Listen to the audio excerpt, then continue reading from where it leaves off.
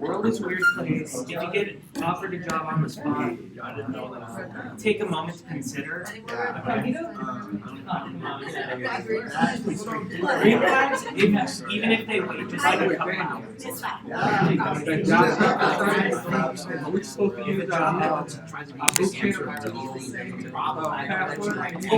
Yes. I mean, like, User ID and password. if they're like, we'll get back to you later, that's that would be a great. I'd rather they consider, take time to digest what's happened. Oh, we're great. Oh,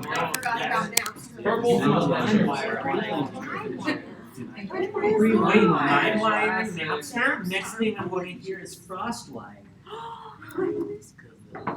Oh my goodness, are we just going to forget about kick-ass torrents? Yeah, that was the can't forget about mine. I'm still on pirate bay, so yeah. I don't care. I think I downloaded it you in this book. No, my VPN pulled a little bit, but get the job done. I love you. Do you know the internet's boyfriend is Wait, the internet's boyfriend is Keanu Reeves. Yeah, I know. Where did this come up? No, it is legitimate thing. The internet is in love with Keanu Reeves. Every now and then the internet falls in love With Keanu and when Reeves. the internet falls in love with a celebrity and the celebrity has not been like a relationship. Alright, this is weird. Currently, Apparently, that is true.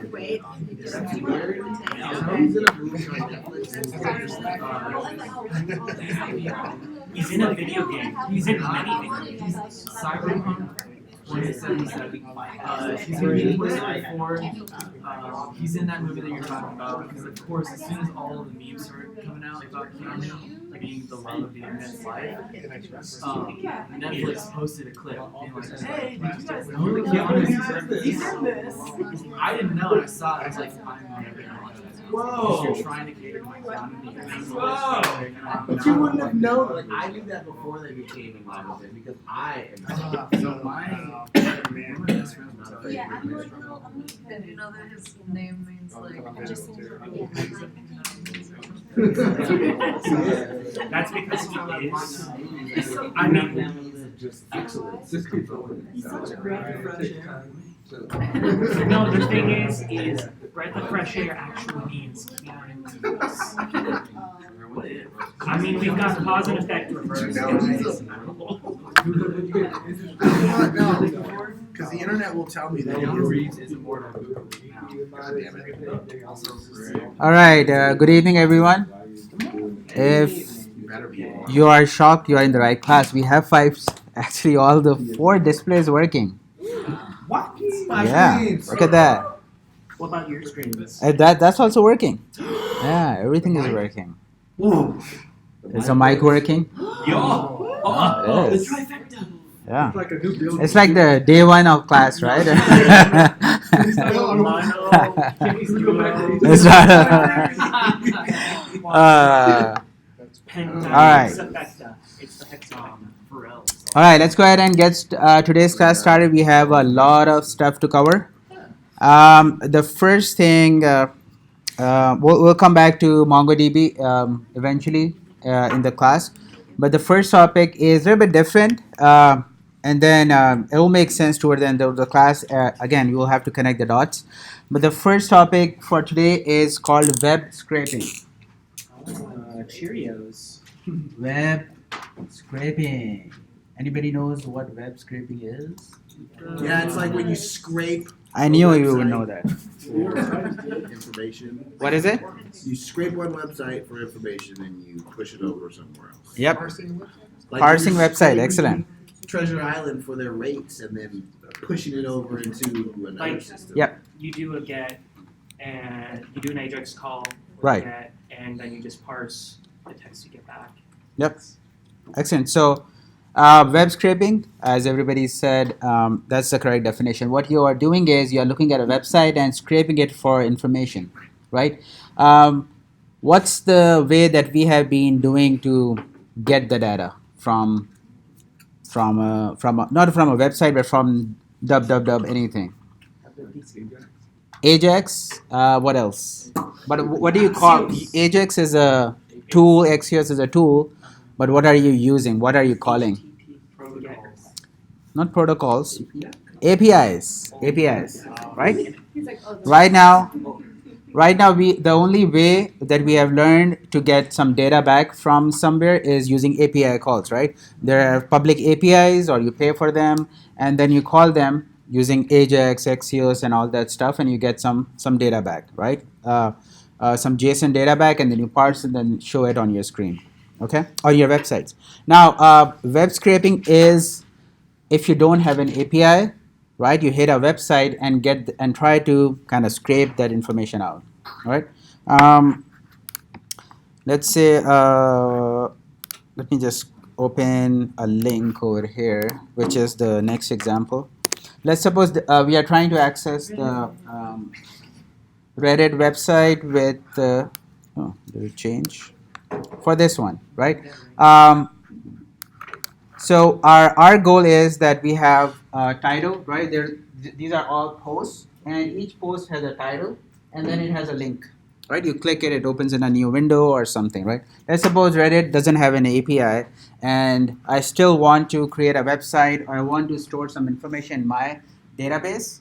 And what I want to store is I want to get all the post titles, okay, and I want to get the links to that post, right? So what I want to do is, let's say devs who have been fired, what happened, right? This is one title. When prod goes down, these are all titles of the post. So if I go to this website, I want to extract all the titles out and the links to it, okay? This is just one example. Let's suppose I go to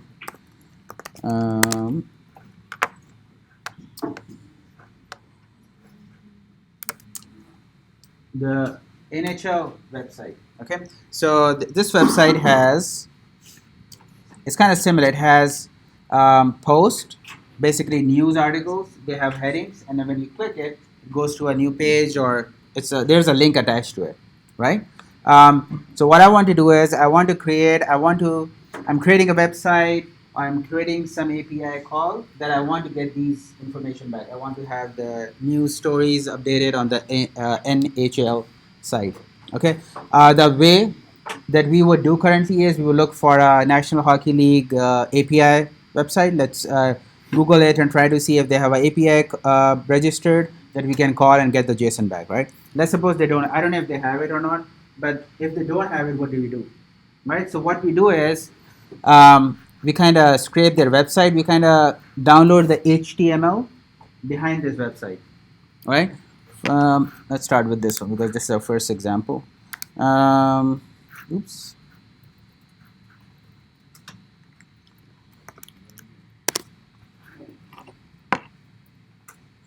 All right, let's see. Let's do some inspect. Let's look at this title over here.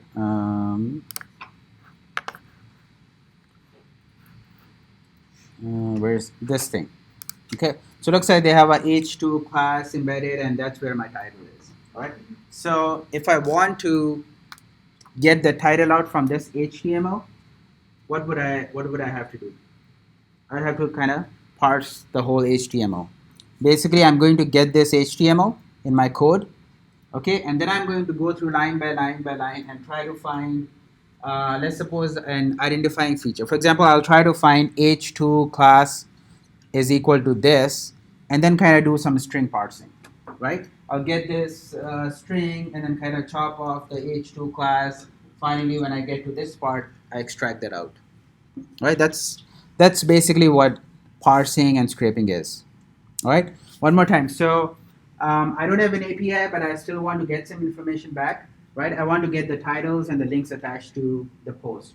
So what do? I download that HTML, and then basically, if I download this HTML, everything would be in like a big string variable now. I have this as a big string, and then I go through the line. Somehow I do some string parsing, some magic, and kind of arrive to this line, and then extract this devs who have been fired. Whatever the post title is, I extract that out, and that's what I'm looking for. So you just look, are you would just look for the H2 class. I'm just giving an example. I mean, it might be more sophisticated, but let's say that's what I look for. I just look for an H2 class YK for this string. Why do I look for this string? So that among the whole HTML document, I can come to this line and extract this piece out. So I have to have some identifying feature. It might not be H2, it might be something else. It might be just this. Maybe this is the unique thing that this never exists anywhere else in the document in the HTML other than over here. So this is the easy one. I can look for this particular thing and kind of get the title out. Okay? How did you get that? Because I don't have that. Inspect. Right click. Right click, inspect. This is the Google Chrome 2 inspect. Okay? So we'll look at some code and it might make more sense when we see what we are trying to do. But web scraping is basically you are trying to get to a website and get the data back that they don't have an API for, or they are not basically sharing some information, right? But what do we have access to? We do have access to all this HTML. Does everybody agree that any page that I go to, the HTML is freely available to me? I can look at the HTML and I can get information there. Okay? Is there any way to block, like, is there any way that, do companies block the HTML? No. There's no reason to, right? Yeah. There are other ways to block. So what happens, this is okay, but if I write some code that goes out and keeps hitting a website, right, and tries to get information back, it's a computer, right? You are at a program. It doesn't wait or it doesn't tire out, right? It's going to keep hitting, right? So what they can do is they have trackers. They see, oh, this IP address is kind of making too many calls. They can block that IP address. That's one of the ways. Yeah. So they kind of can detect if it's a human or if it's a program that is actually hitting their website. So after a while, they identify it and they kind of block it. That's one of the ways, right? But you can get around it, add a timer or something, and then after so much time, then go in and hit make. I've done some web scraping like 10 years ago when I was more stupid. I didn't know what I was doing. I did it, and I mean I did make some money off it also. But eventually, when I tried to register, they said it's a spam software. They won't let me register the software. Anyway, so I did that program in C#. I wrote that program in C#. Yeah, that was my primary language back in the day. So I wrote that program in C#, ASP.NET. But basically, these days, now the question is, if it is legal or not. Were you doing like affiliate marketing, or why were you scraping websites? Yeah. Well, it's recording, but that's okay. Yeah, I was. What does affiliate marketing mean? Selling other people's products and not selling anything at all. Right. No, I was actually selling their address and phone numbers. So that you have those website white pages. So you go there, extract everything. So it was for marketeers. They used to call people up. That's smart though, because if you want to make money quick, you can sell lists to anybody. Listings. Yeah, I think that's what it was called. All right. So legal or not, it's a gray area. So. I mean, we are good at gray areas, right? If it's gray area, everything is good. It's fine. Yeah. So this is one of the ways that you can get that out. Today in Node.js, of course, somebody has written a Node package. You can easily scrape a website out, and that's what we will be looking at today. It's called Cheerio. Cheerio. Okay. Now, before we look into it, here's the question: How would I get this HTML in my code? Let's suppose I'm going to start with writing some Node.js code, right? The first thing is I go to a website, right, and I get this HTML back in my code. How would I do it? Grab URL. What is it? Grab URL. Okay, I have the URL, and then what? In my Node.js, what would I have to do? We have already seen this. It's just connecting the dots. We just do Axios. What is it? I was saying like FS read, again, it's on the web, right? FS read is for file system on your local. But Axios call, what does Axios call means? You make a get, put, push calls, all post calls using Axios, right? This if you go to a URL, remember from the browser, it's always a get call, right? I mean, over here we don't see it, but every time, remember the API calls, if you paste it over here, you see your JSON data coming up. Why? Because your browser is always making that get call. Even these websites, these are all get calls. So if I can make a get call to this website, it will give me an HTML back. And that's what the browser is doing basically, right? It's making a HTTP get request. To this one, it returns an HTML, and then the browser renders it HTML. I can do the exact same thing in my Node.js code. Just make an HTTP GET request to this website. What am I going to get? I'm going to get the HTML back. Does that make sense to everyone? Questions? Do you understand why do I have to make that HTTP GET call? Again, GET calls we've been using to make API calls, but when you put in a URL, remember if you want to make an API call or go to a website, it's always a URL, right? Even for the API calls, it's something such API. Basically, it's a URL. Your computer doesn't know it. All it knows is this is the URL. I need to go and make a GET call. It returns an HTML or a JSON. It doesn't matter. Okay, we are the ones who know what's going to come back, right? So if I make an Axios call to any website, I'm always going to get a HTML back, right? If it's not an API, right? If I make an HTTP GET to a API call, I'm going to get JSON or XML or anything, right? Okay, any questions?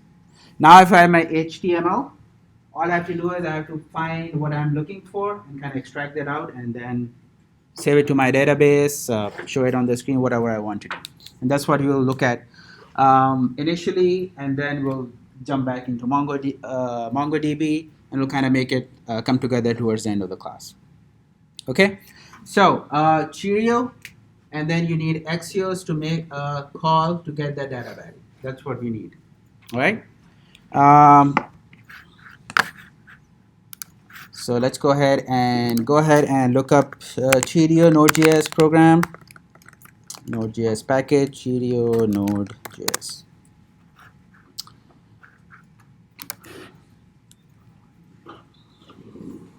All right.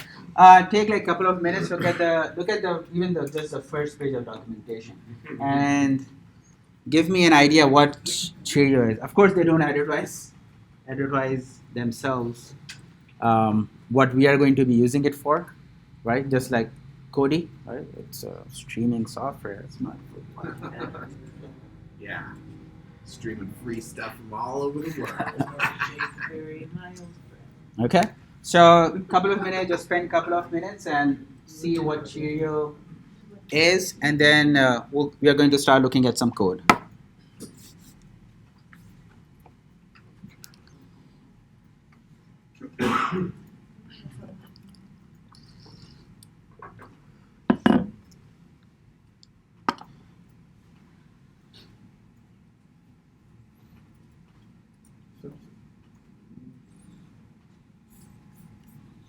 Revealing its truly gorgeous API.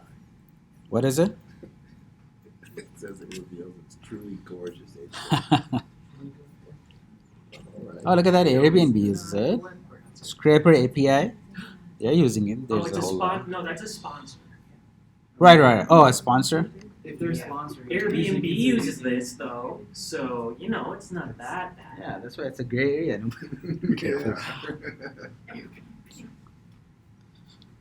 At least they sponsor it. All right. So, what do you guys think? What is Cheerio? What are they saying that they are? It's jQuery minus DOM. jQuery basically on the server side. You guys kind of see it. Look at the syntax. It's jQuery again resides on our front end side, on the browser side. It works with the DOM, right? What does it do? What is DOM? DOM is basically your HTML in memory, right? So somebody created kind of like jQuery, which runs on your server side. I mean, why not? You have JavaScript running in server side now with Node.js. Why not jQuery? So basically, the concept is still the same. Remember, in front end, when we use jQuery, what are we doing? We are manipulating the DOM. We are manipulating the HTML, right? You create a table or something, and from your JavaScript, you send some data back, and you create your HTML page. That's what jQuery is used for, right? Everybody remember jQuery? Forgotten? It was a long time ago. All right, everybody good? So basically what somebody created is a jQuery kind of product which runs on your server side. But the concept is still the same. There's no DOM, of course, but it is still parsing through your HTML that comes back from your HTTP GET call. So basically when you do a HTTP GET call, you get an HTML, right? Similar to front end, in jQuery, you modify that HTML, same thing over here. You get your HTTP GET, you get your HTML, and then you kind of go through that HTML, manipulate the HTML, or traverse through it, or do something with it. Okay, that's what Cheerio is used for. Let's look at their documentation. They have like a lot of methods, but we will look at few. Let's see. We're going to look at attribute attr. Should give you get an idea that HTML tags have attributes, so something to do with those. Okay. The next method. Oops, not this one.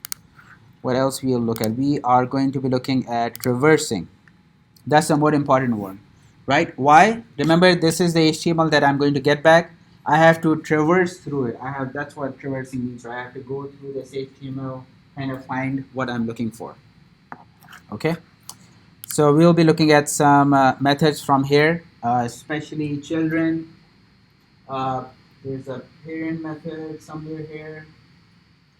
These ones. So we're going to kind of look at those and then find method also. Yes, Reggie. So does Cheerio help you parse the data or Parse the data. What are you going to use to download the data?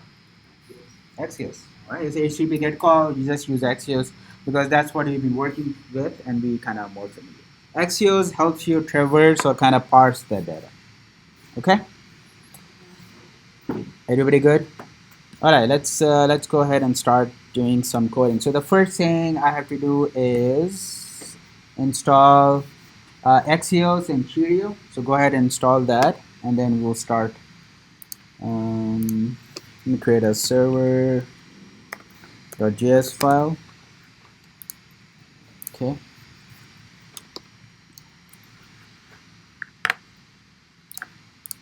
npm I Axios, and then npm I Cheerio. Okay. So install those two packages, do a require, and then we are good to go and start using this. Okay. All right. So let's go ahead and do our. Close this out.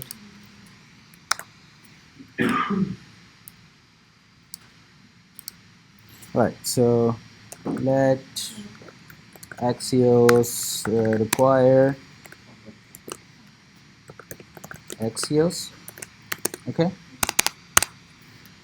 And then let Cheerio is equal to require Cheerio.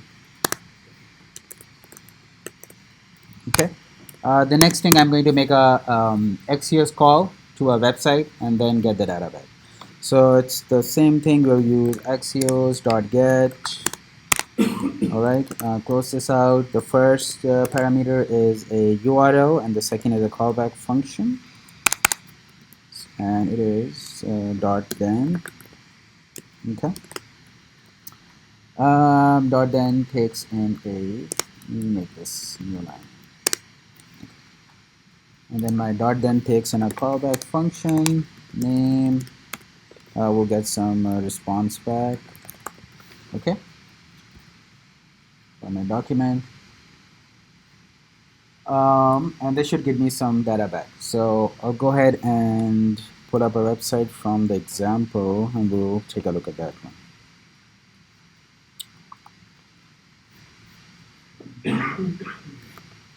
Oops.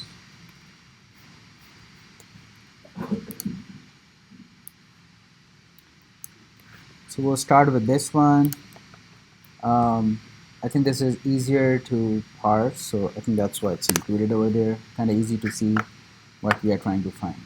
Okay, but the data set's still the same. So if I go ahead and inspect this, we'll come to this parsing. All right. So this is the website that I'm trying to scrape. Let's go ahead and console log to see what we are getting. And then we can start our parsing. Okay. So what should I get in my response if I run this? What am I going to get? Exactly. So I'm going to get some string with some data back, which is going to be my HTML. So that's what it is. All right. Let's go back up. Make sure. So this is what I'm getting back. I think there's a data tag. Let me.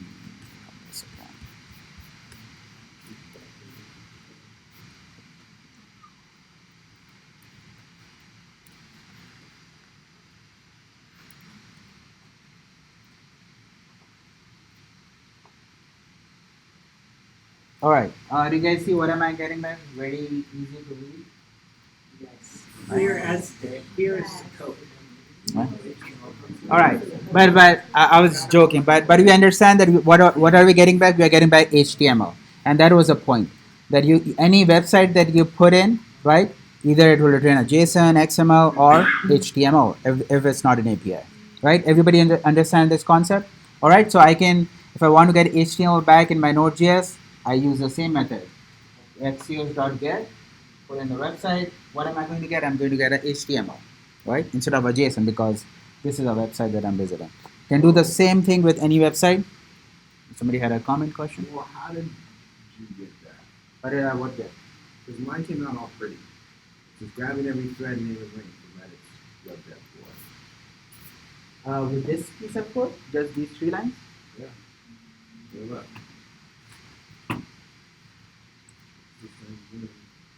Yeah, I saw that. What is it? No, you are running the final code somewhere. That's why you should. You are you sure you are running this file? You have an extension. I created a totally new folder. Not for cheating? I didn't cheat. Again. Okay, make sure you're running this exact file. This code will not give you what you're seeing. Oh wait, no, you're right. I'm right because I know this code will not give you that. Now that I thought about it. All right. So now we have HTML. What do we have to do? We have to parse and get through it, right? Now we come to our tutorial, and we are going to look at some functions, and we're going to parse through it. All right. So the first strategy is what I used to do is I used to look at the HTML and try to find what is common. Like how can I get this from 1,000 lines of HTML? How do I get to exactly this position, right? What am I trying to find? I'm trying to find these titles. So let's look at the first one.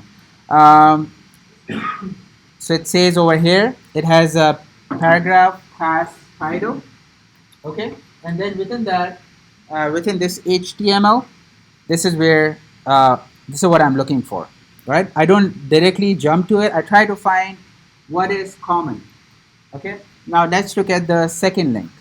Let's look at this one. I want this one also, right? If I go to this one, you will see similar format. Usually the HTML will be in order, like would be organized in some fashion. So what is this organizer? There still has a P class title. All right, within that title, they have some HTML and they have the text that I'm looking for.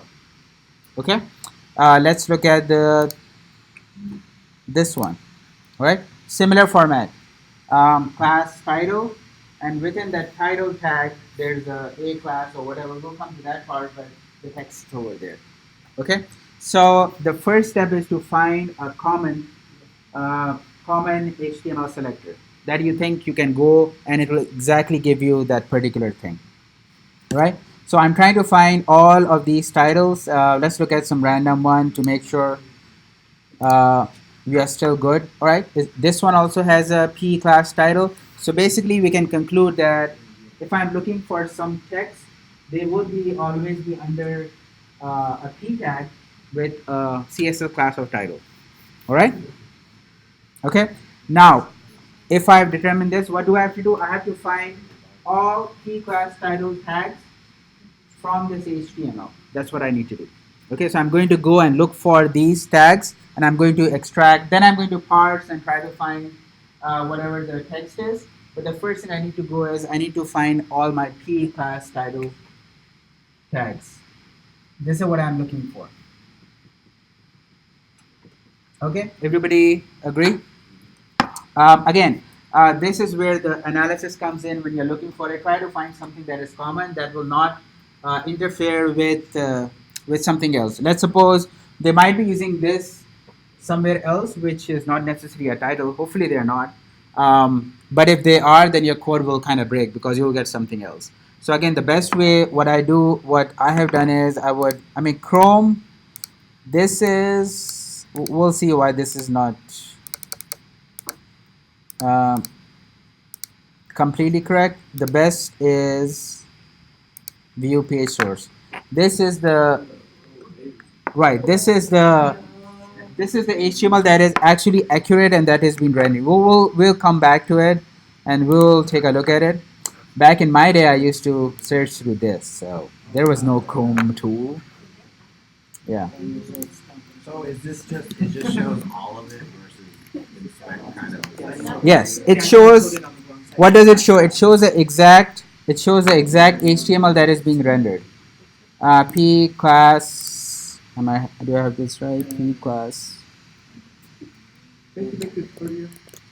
This thing. I tried to find an extension. I wasn't able to find. See if there's an extension for this. That's the only way I can think. Okay, why am I not able to find title? I found it. You found it? Class. Div class title. P class title. Oh, there it is. Why am I not able to parse? Maybe I have some title. Okay. So, so you see, it says 28 occurrences, right? So I am pretty sure there are 28 posts, and all of them start with P class title. So I can be sure that my string that I'm trying to find, right, this thing, will always be wrapped around P class title. If I encounter a second P class title, this means it's a new post. If I find a third one, this means it's a new post. And that's what I want to do. Okay. So now I've determined that I need to find all my P class titles, and there are going to be more than one, of course. Okay. Now, if there are more than one, what do I need to do? What is it? A loop, right? I have to loop through and keep finding this tag until you reach the end and there's no more title. Okay. So I have to create a loop. Now let's go to Cheerio and see what they have for looping.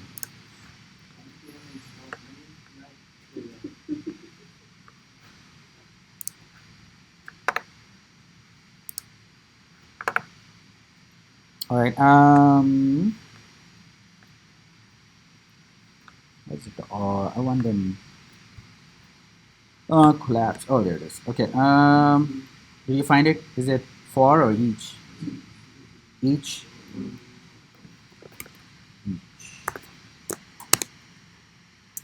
Here's my each. Oh, there it is.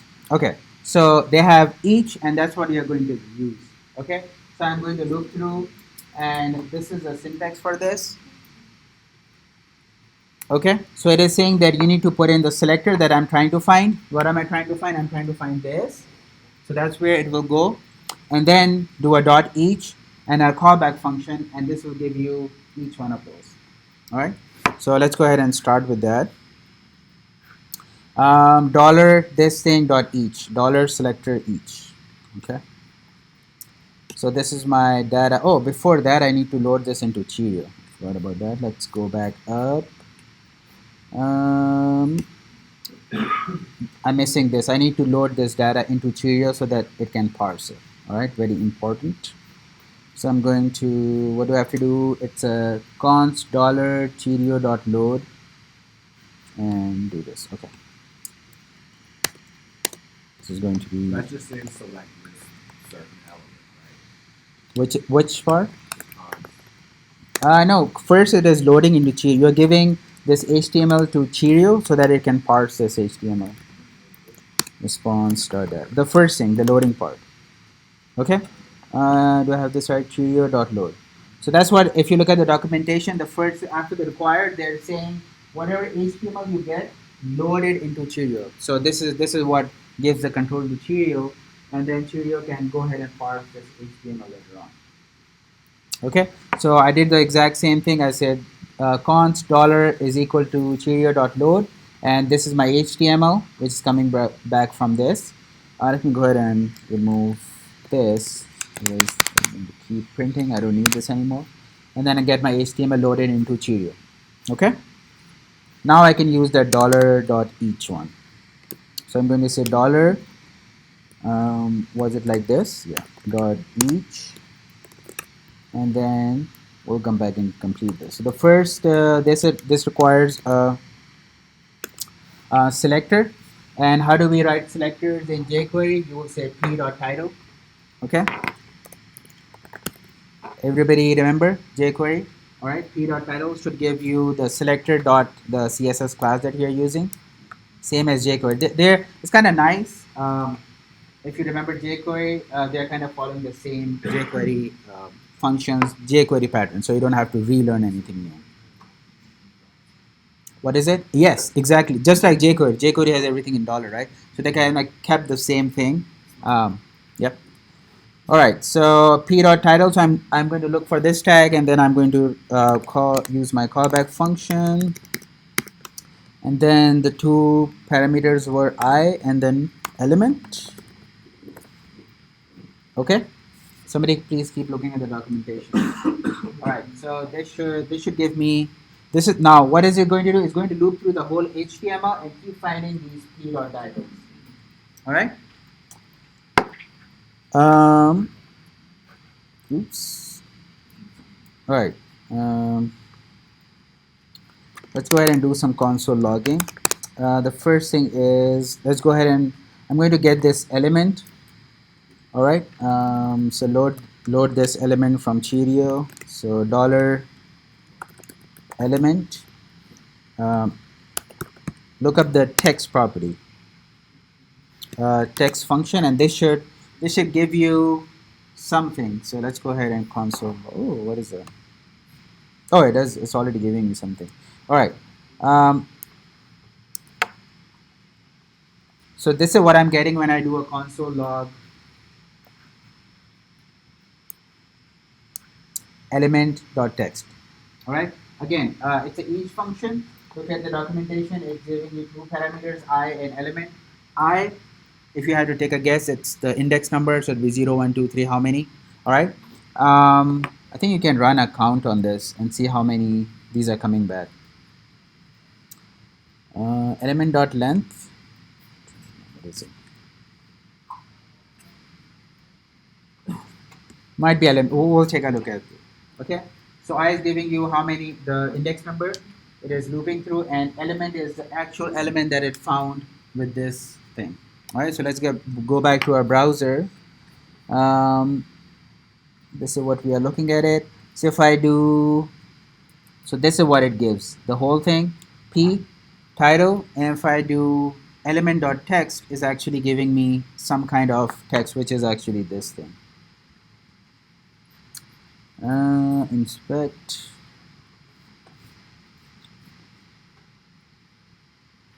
This is what it is coming back with. All right.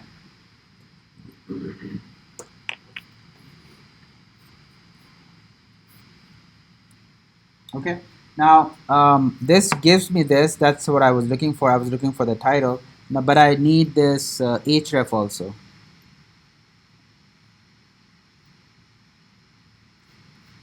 Okay. This link over here.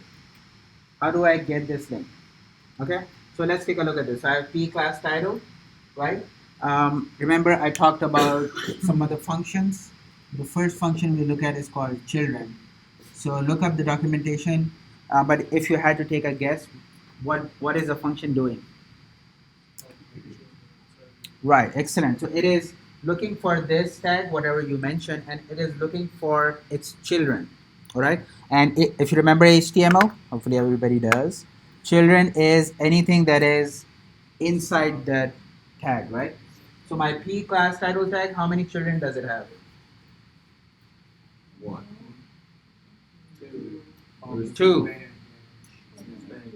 Span and aid. All right, the anchor tag. So it has 2 children.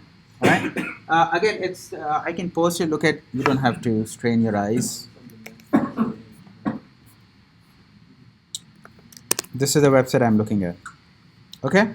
So this one has 2 children. All right. Let's look at the next one. How many children does this have? Still 2. Okay. All right. So let's go ahead and grab its children. Dollar element, y element, because that's what's coming back over here in my loop. All right. And then I can use the dot children method. All right. Do a length, and this will give you how many children each element has. Let's go ahead and log this, and then we'll.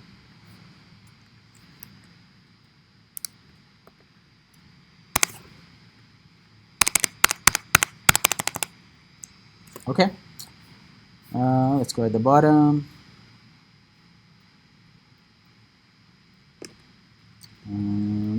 What does it not like? Unhandled, promise, exception.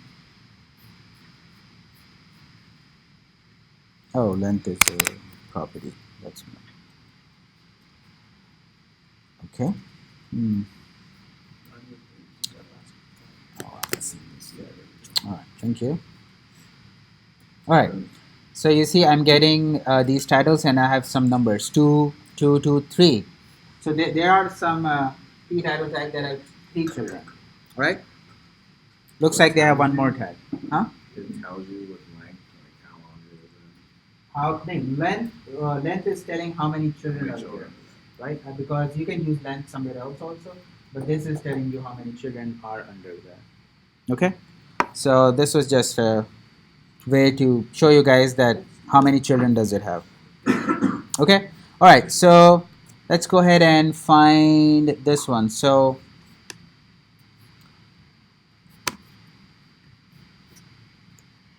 if I do this dollar element dot children, all right. What is being returned if I just do children? Huh? It actually returns the first child. Yeah. If you don't specify anything over here, all right. If you keep it empty and you run that, you look at the documentation. If you do dot children, it will give you the first child, the top one. Okay. And in our case, what's the top one? It's just a tag. All right. And that's actually what I want. I want to go to this tag and then find this href. Okay. And href is, what is href? What is the word href? Right. But what do we call href? Is what are these? Attributes. These are attributes. So that's, remember the attr function? That's what we will use. We are going to use attr and get this href back. So dot children dot attr method, and what are we looking for? Href. Excellent. So if I say href, this will give me this value. All right. So let's go ahead and console log this. And that's cool.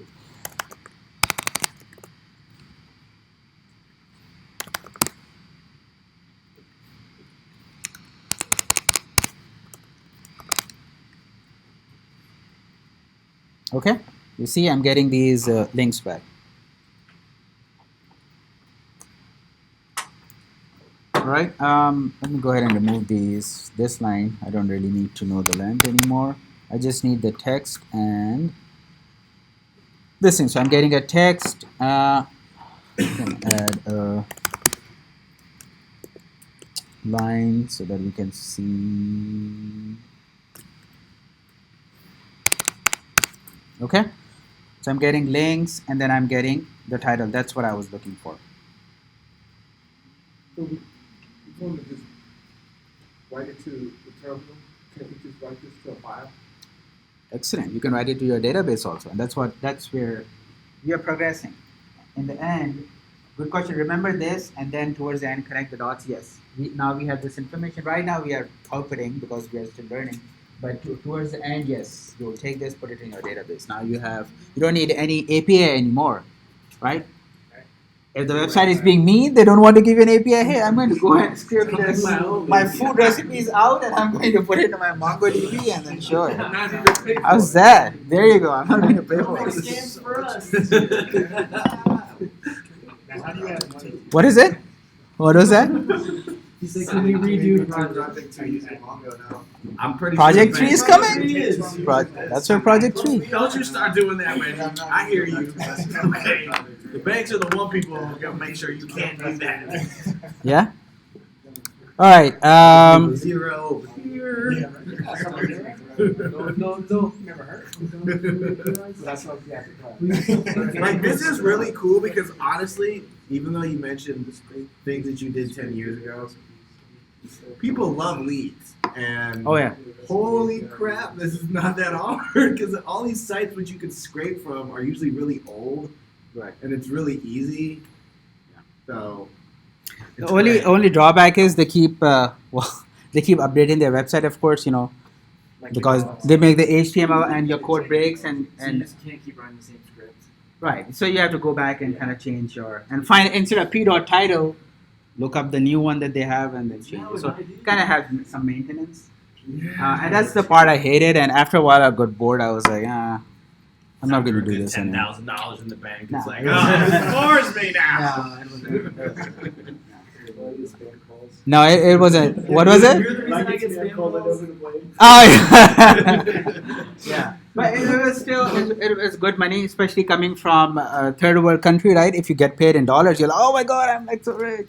So it was still good. But it was a small amount if you're over here. So, all right. So let's take a look at the NHL side. All right. So take a look at this one and see how do we extract these headings out.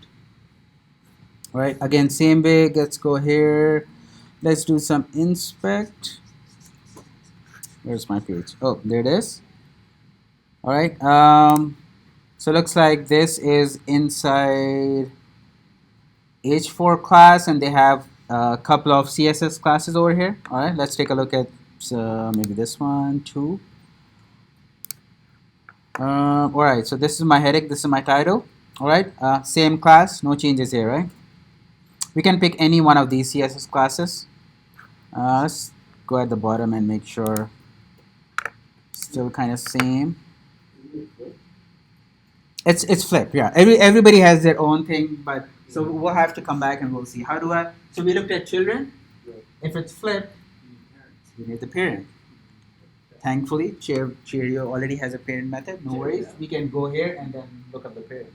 All right, but I need this also. So it would be safe to say we can use H4 class.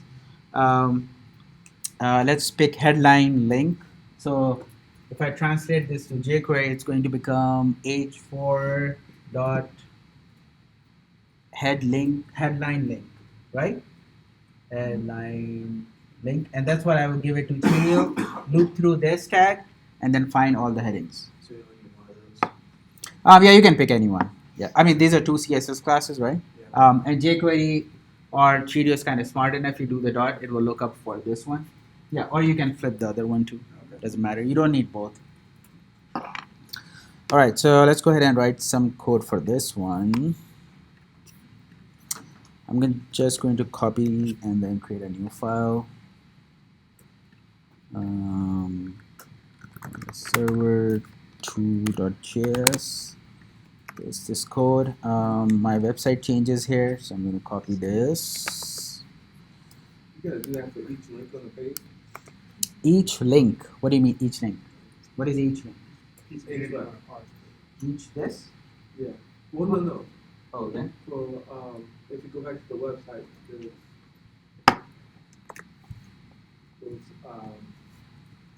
the href. This thing? This thing? Yes. What do you mean each? Yeah. You have to extract all of this out, right? Yeah. And that's what you saw. But In you the have to previous change it one. each time? You gotta write it. Yeah, if that's the data what you want. But we did the same thing in the previous activity, right? And what did we use? We just used the each loop, and it does. It doesn't also. Yeah, it does it until this ends. Until there are no more remaining. Same thing, right? Same thing. Loaded. Each function this time change this to what did I say? H4 dot headlink. So H4 dot headline link. Headline dash link, right? Yeah. Okay. Let's remove this. So same thing. Just loop through that, and this should give you something back. Run this and let's output this.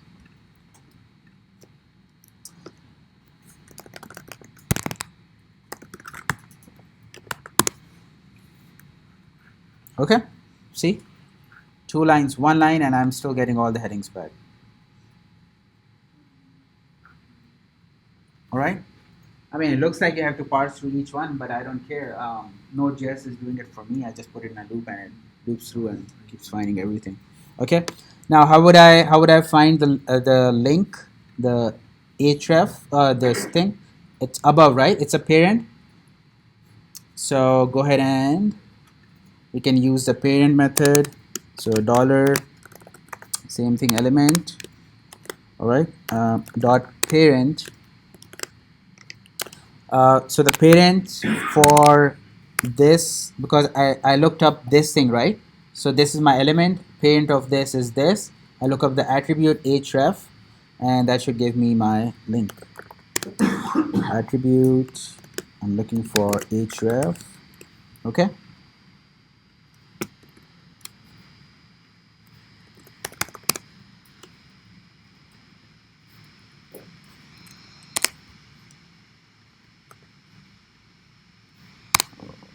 So, all right. So it looks good. Let's go back here. All right, and there are my links. Okay, so we looked at children. The next one we looked at is the parent method. All right, these are more commonly used. We'll take a look at one more.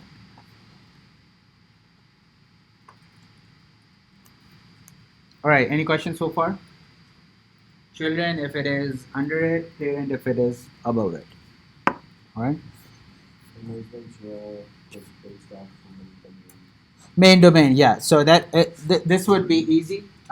What you can do is, what I would do is, click any of these link, right, and just kind of copy this part and hard code it in. This will actually directly take you there.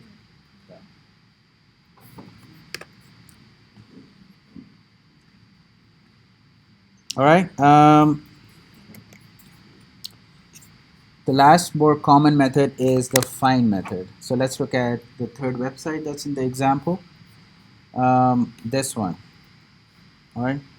For this, the title would be True Ventures, Animal, Fero, Grupo, Pinta, I guess. So let's go ahead and look this up.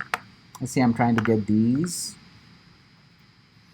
Okay, these names. Let's try to find something common. What is common? This is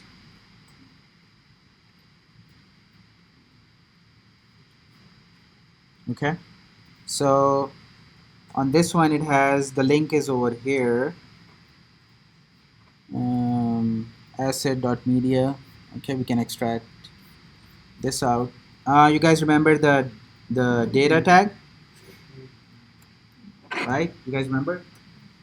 Right, so they are also using the data tag over data tag something. So they're storing the link in the data tag. So what we can do is we can find this class, and then instead of href, they're using the data tag. So we can extract the data tag out. Instead of href, just replace it with data tag. Okay. So let's start with this one, and then go to our way to get this link.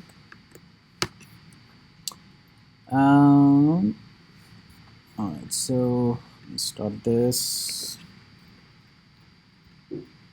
File server 3.js.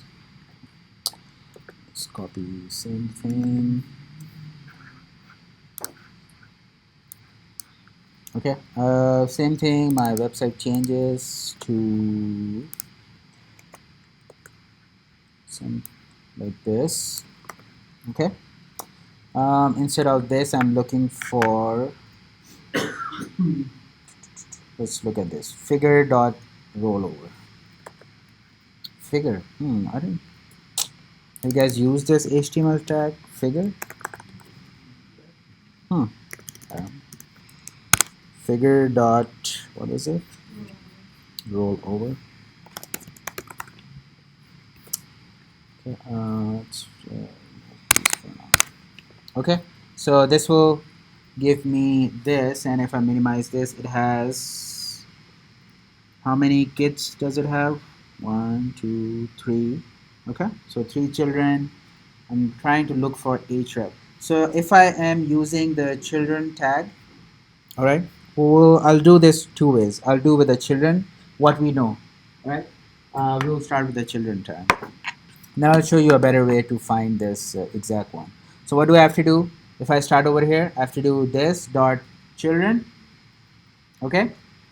And then this also has a child, so I have to do dot children, and then another child image, right? You guys see it? So if I start over here, figure class rollover, why can't I look for ahref? Why can't I just look for ahref tag?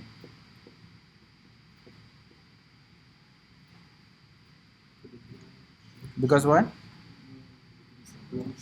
Exactly, because it could be somewhere else. This doesn't seem unique. This ahref tag could return me like 1,000 results, right? If you keep looking up figure class rollover, that's kind of unique. Each of these are embedded in a figure rollover tag. Href, there are probably thousands of href tags, so it's not a very common occurrence that I can use, right? Again, when you start parsing, when you're trying to scrape, look for something that is more unique, that will never occur other than what you're trying to find. So if you keep looking through, inspect it, you will see that figure class rollover, this is common between all of these products. That's why I cannot use the other one. All right. So let's go ahead and start with this one. I'm trying to find the image link. Okay. Start with $element. Okay. And then dot children.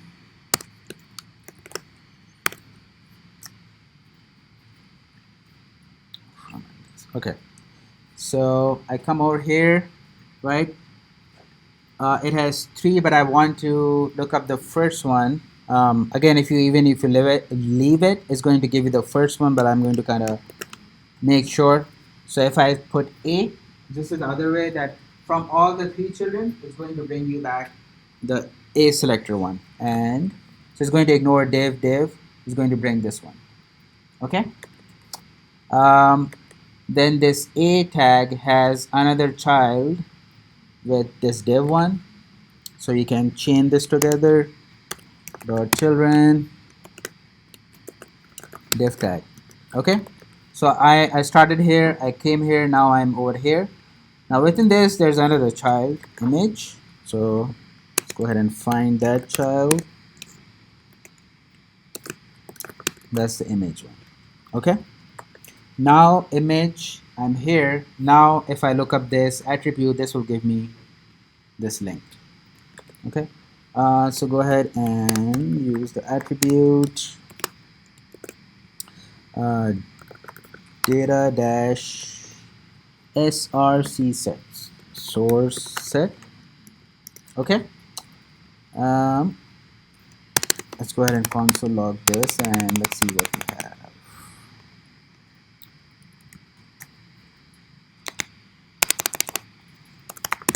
Console log this variable image link.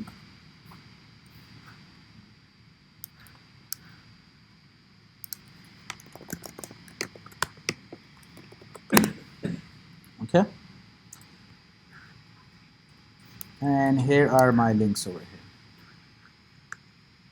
Okay, so this is how I got to using the children, kind of got to the href.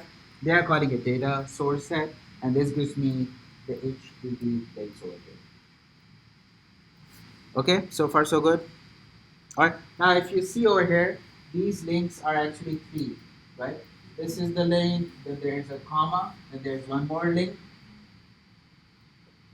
Okay, so basically there are two links for each one. How would I just grab the first one? You can split it. Excellent. You can split it. This is a whole string now, right? So I can split it on the space or a comma, remove those, and get that back. So let's go ahead and split.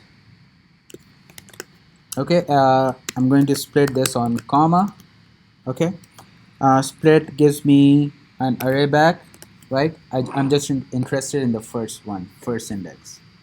So now I get the first one back, right? Still has this 1x, so we can split this again and then split it on a space and then just get the first one. So my 1x goes away. Okay, the split, these two are kind of optional. These are more string parsing methods. If you don't remember, go back and look up these on your WP website. But this is how you get this back. Okay, now this is still too much code. If you look up the documentation, there's a find method.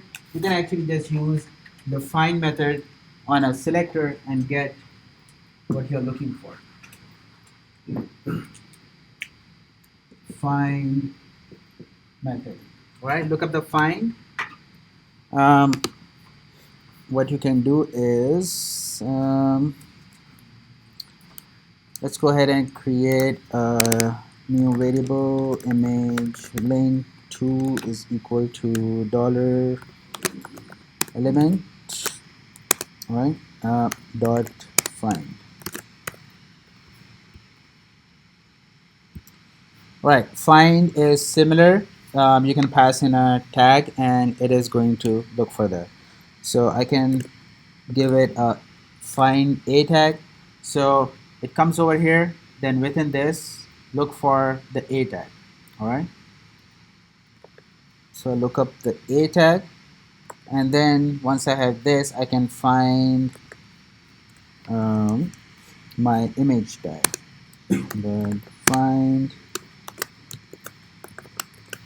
image tag, so I kind of skip this, come here, and then everything else is the same thing as this.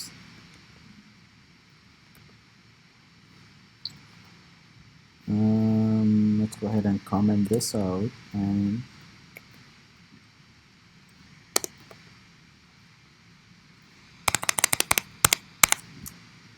output image 2. See if this works. Oh, yep, there you go. So you have like a couple of ways to do. Either you could go the children way or the find method. This will find the exact same tag for you. Parent, attribute, and detection. So these are more common ones, and you will use them in your activities and homework also.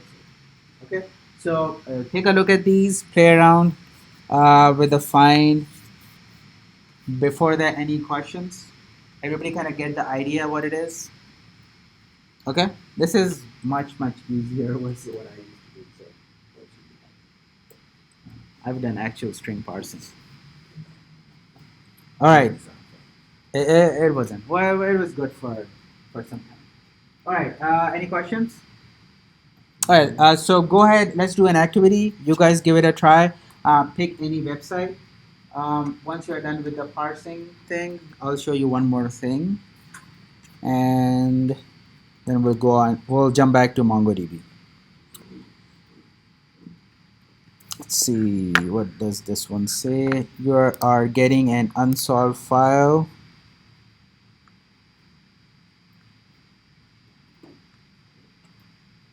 Or here's oh, sorry. All right, so if you look at your unsolved, It already has a website, New York Times. You know, I would suggest replace it with some other website. Look up something else you want to scrape. Okay, and then modify the code to make sure that you are understanding it. Actually, yeah, because the unsolved has the solution for New York Times website. Looks like. Yeah, so I would suggest replace that website, New York Times, with something else. Look up CNN, some other news website, or anything you want. Spend like 10-15 minutes. The functions again are same. Find, children, parent is there, attribute method. Those are, and then I was using the text method. Okay, so these 5 should take care of most of your scraping part. Okay, oh, the each function also. Definitely need the each so that you can loop through um, your tags.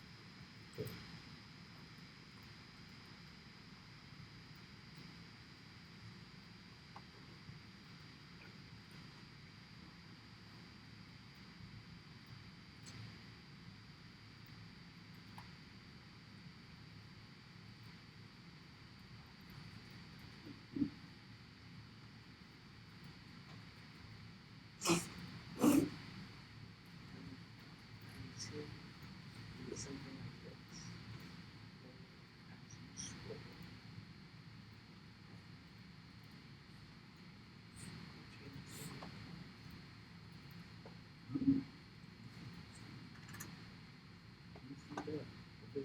Oh, it's bringing up the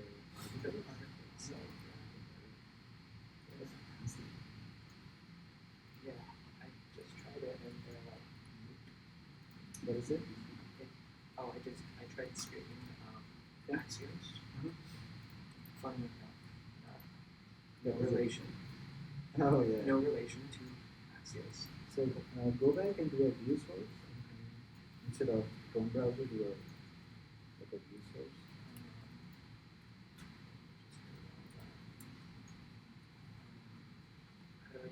So right on the left page. Page source. So this is the HTML document. So find that one of the article, whatever the heading is. Sarah Sanders.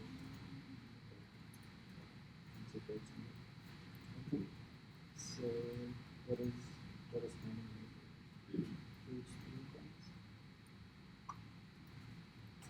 Just leave the right one.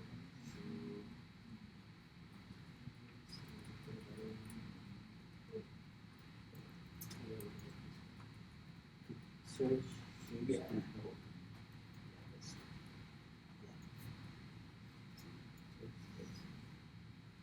New type. Yeah, just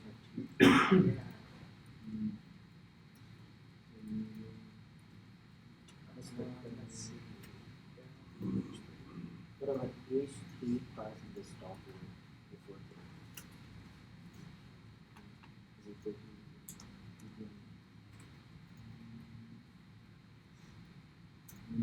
Story code.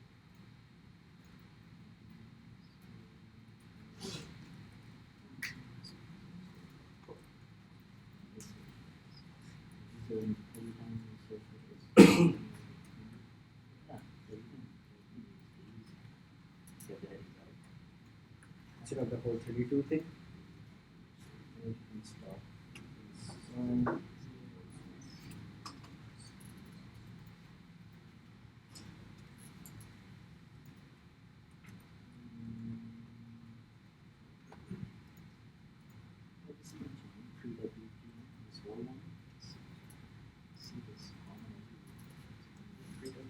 Oh, but that's just the rest of that. Yeah, if you search for this one, this one. Yeah, you can use this. Give you the results back. Have you seen that before where you're just scrolling Ah, yeah, that's interesting. where it's just loading new stuff? Yeah. It's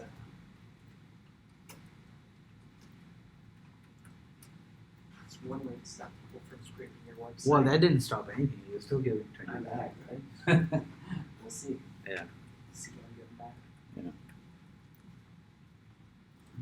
So view source is the best way to make sure that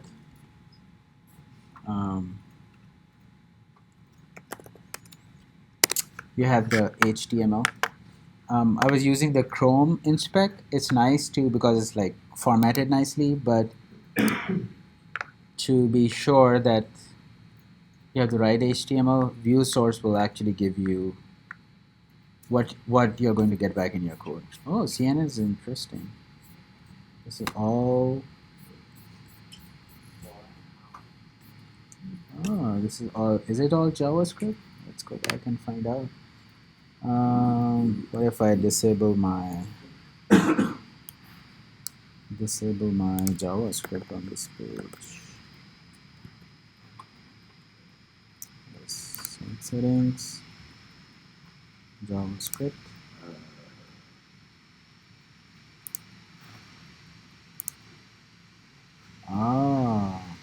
Here's interesting. See, I was trying to do CNN, but it's Here's an interesting part. there's nothing there. All right.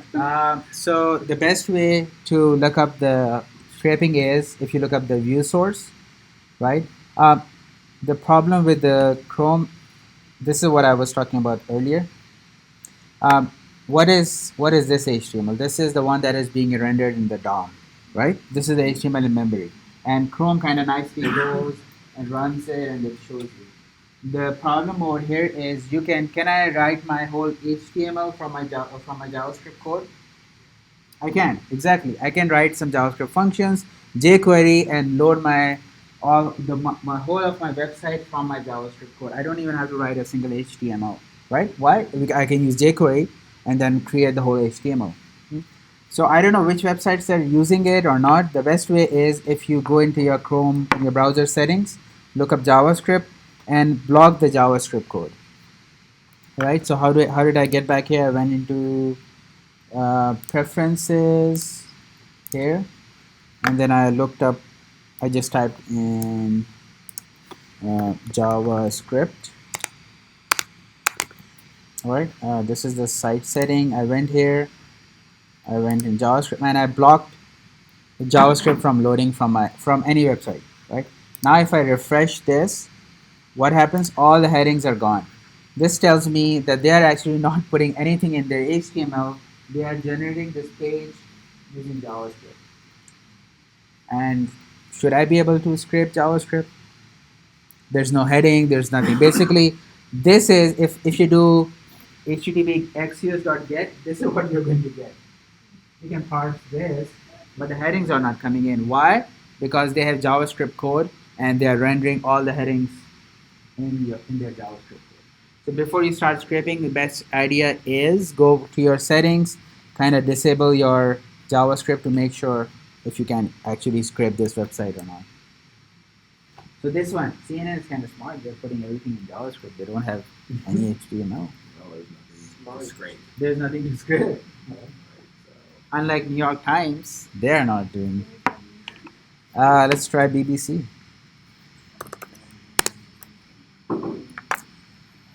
Okay. No, it doesn't look like. You should be able to do BBC. I have my JavaScript disabled. BBC, you should be able to at least get these news headlines, these things. Again, the best way is do page source, and let's search for Donald Trump. That was one of the headings. And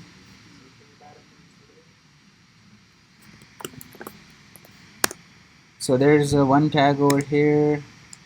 Oh, Prince of Wales. Yeah, you can search for maybe data BBC content label. Let's see, maybe top stories title in a class. That should give you something. News headlines, sport headlines.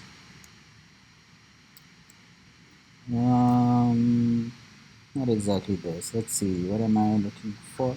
So the JavaScript is not being used here. So let's look at this. Where's this? Okay.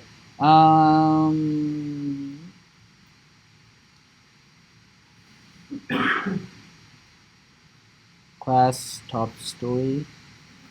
Let's look at this one.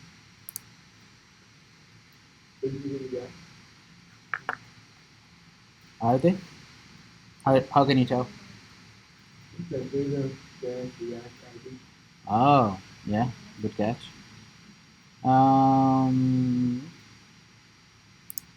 I think this class should give you unique ones. Let's make sure.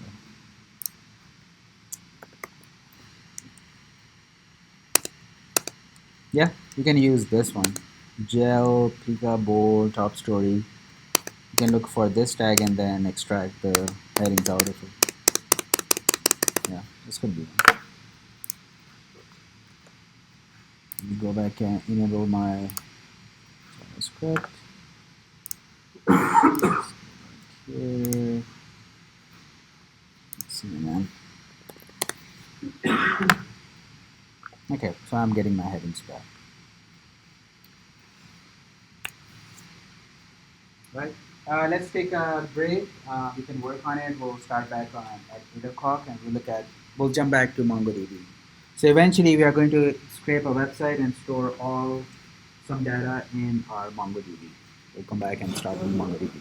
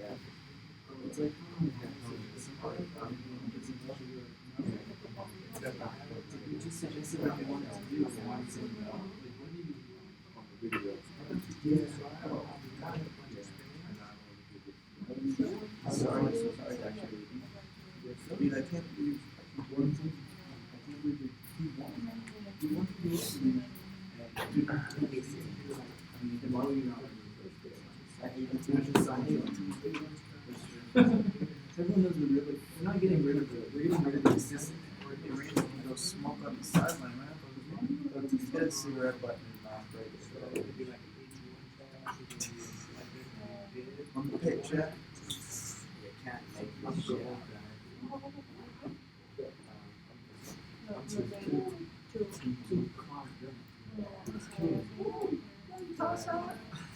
Yeah. So when I dropped her off, she's like, wow, video. And I dropped her off. And then like back in South I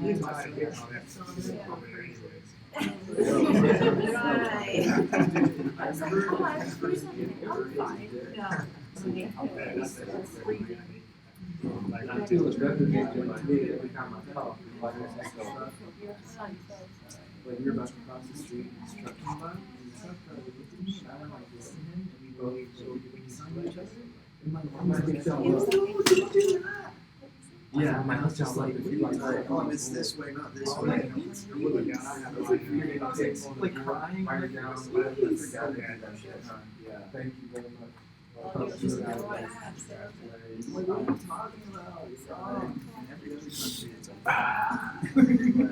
Literally, it literally means peace in every other country. And you have 18 countries. Like, just the UK that has it. Australia. Nah, not really. No, but I saw it. They don't really have their legislative level of pricing and just talking about it. Everything. And it's like, Was it something like Gecko's, they have more, it's like similar to the Johnson. Probably on the West Coast is a little different. Probably so similar, but like they say, call it pan. A pan. Good shoulder. Right. Yeah. Like a walker. I might think it's similar. That's a similar. Oh, is that?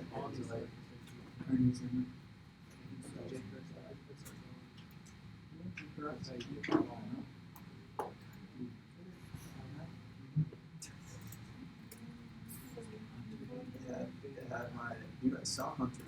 What? I saw Hunter when I was in San Francisco. Really? Yeah, I was visiting. I'm still friends with Andrew James. So I was visiting her in San Fran. I saw her.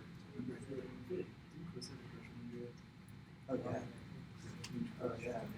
He invited her to somebody's wedding. It was Laura's wedding. She could go. Something. No, she didn't work even that recently. I was like, I thought he let go of that years ago. A couple of years ago.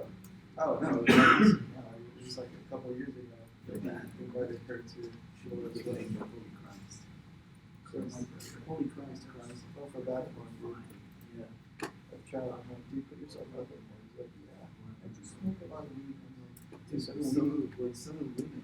Yeah, that's the thing. Just like, girls just love, meet one girls just love meet- drugs. They love drugs. Like, And then get weed. If you have that, Dude, just meet one that all the likes time. to smoke too. There's so many, it's insane. Yeah. Just It's a lot of hot shit. Fucking tip Yeah. up while you're Yeah, and then chicks are like, "Hey, you got any weed?" They literally say that. And then you smoke me out, and you go over there and smoke them out, smoke them out, and if they appease to you, keep them around. Did you just say what I think you just said? God, that's good. I mean, open out, it all kind of goes together. It rhymes. That's Perfect. Keeps things easy. Yeah, that's not our buddy Chris. Well, is he not like talking? Chris is not that You just have. I wasn't until I just learned that you just have to be blunt and direct. That's part of it. Part of it is being, for me at least, being witty. Yeah. But also No, kind of that's fun. a perfect simple line. Hey, you smoke pot I'm gonna because get we that. Boom. used That to use is. that, dude. Used to use that all the time. They'd be like, "Oh my god, it's so funny. Yeah. It's so witty." You just need It's- one it's, line. It's the, oh man, what? Well, I usually go for 8s, but I guess I can settle for a 10. That's a good one too. You just need one. You got like, Hey, hey, I'm telling you. it's better than that one. Use mine, and I guarantee it. See, Because but it's I really, don't- it's like an if, You're it's like an if, it's like an if That's- statement. that's- Sometimes chicks look at you and they're like, I don't smoke. Dude, Yeah, they're like, that's "Oh my exactly it, God." but it's like an if statement. If you set it up like that, you already know straight off the bat. On I a don't like scale to of or I 1 do to like That to. is true. It's like true. And if you don't like to, then I'm automatically like, you know what? This isn't gonna work Let's out. go our separate ways. See, I don't mind. I don't mind. I learned that I on don't the first mind line, if dude. On the it's first line, they're It's like, like an if statement. It is like an if That statement, dude. qualifies if it's true or not. If Because they like it. If they reply, they Else love it. later. if Hey. that's still there true. On a scale of 1 to America, That's in my free. statement, right? Write an if statements in Tinder, dude. Yeah, dude. You got some. You got some. I got some sayings, dude. Trust me, I know what shit, son. I didn't expect these ones to come. Hey man, you got a fancy Dude, hat. dude, Okay. like with the hat and the hair. So my hat and my hair, that's an if statement in its own right. Like if a girl is into that, then like, dude, there's like this subset of ridiculous. Yeah, the It's whole scary. look. I had a girl in the bar, literally, and I was wearing a shirt like this, but it's my favorite one. I love this shirt more than anything. I love floral print button downs. Yeah. And it's a floral print button down with birds of paradise all over it. And I was literally at happy hour with my buddies, and my buddy was smoking a cigarette. This girl just came up to me and just like had me on Instagram. I'm like, okay. But then I'm like, oh man, I gotta get this developer job so that I can just combo. Yeah, then you're like, Combo hey, breaker. who needs drinks in this bitch? No. Yeah, that's how you That's do it. not how it works. Hey. Not for me at least. I'm not that kind. Ask Daniel how he did before he got, hitched. No. That's what I'm saying. No, I refuse the U of A code of conduct. No. That's the idea. You've already got the wins. I don't Make it know. rain a few times. Yeah, I guess so. Hey man, that's you're thinking. You're giggling over there, Roland, but Come on, man. no, not that. Yeah, see, I'm not. You will be at that level, okay? I mean, he'll be at that level, but whether or not he's gonna say I'm not that. gonna do that. I want to be at that level. Most coders are When it comes to street code, we are. hate their job all day. Coding, that's all they did. Or they drank. He's old enough to be. It was like one or the other. That's the one I'm most familiar with. This argument. He like tells me about his father. I don't. That's what I'm saying. You're like, well, from 4:30 or from 3 o'clock on Fridays till 5, and we don't work, we just drink. Alright. Every single day. My roommate came home with a six-pack, basically chilling. I was just like, holy crap. Stress. That's why I would just rather smoke because it's like, My roommate is like a weird person. you take it back. I don't Like want he's super cool, super chill. Like you met him normally, you'd be like, oh, Like bad. you're a regular Like person. bad. They have half of them. Oh man. He's a creature. Yeah, he's like a creature of habit. So like he just his parents like all it. So it's kind of like All right, let's go ahead and get started with the next activity. Yeah, well, We are going to go back to MongoDB. it was like just like whatever. You have to honestly something. It doesn't have to be. It could be at work. No reason. It doesn't have to be like So go ahead and complete this activity. You can do it in terminal for MongoDB or use Robo3D. I don't care. I got robot. You said Google 3D. Robo3D. Oh, I was like Google 3D. I'm ready. I'm robo-waiting. So go ahead and create the collection database in MongoDB. Remember to start MonGod, otherwise none of this will work. Oh yeah, my mom got We'll take 10-15 minutes and complete this activity. And then we'll look into Node.js and call this database in a Node.js. Alright?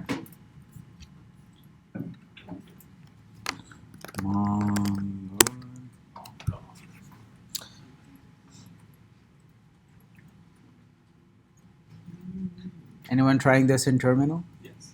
Oh, hardcore. Awesome. And then I remember that I No, don't we have to pay part of it. and I'm quitting. What is it? Part of it. A part what? Part of it. No, you can do it all in the robot. You can do everything in Like robot. the database and everything. Let's see if I can. Remember it showed you? Yeah, we Isn't can. it use? Use. Now that switches into it. Or does use? What is it?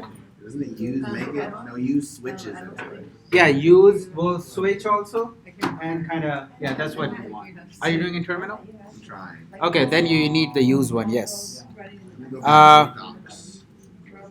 Yeah, I don't remember. So if you're doing a terminal, it would be use, and then the name would be zoo, and then you would do db dot The animals. animals dot insert, and then you can insert everything. And boom. Yes, if that's the way. I'm going to do it in Robo 3D, so.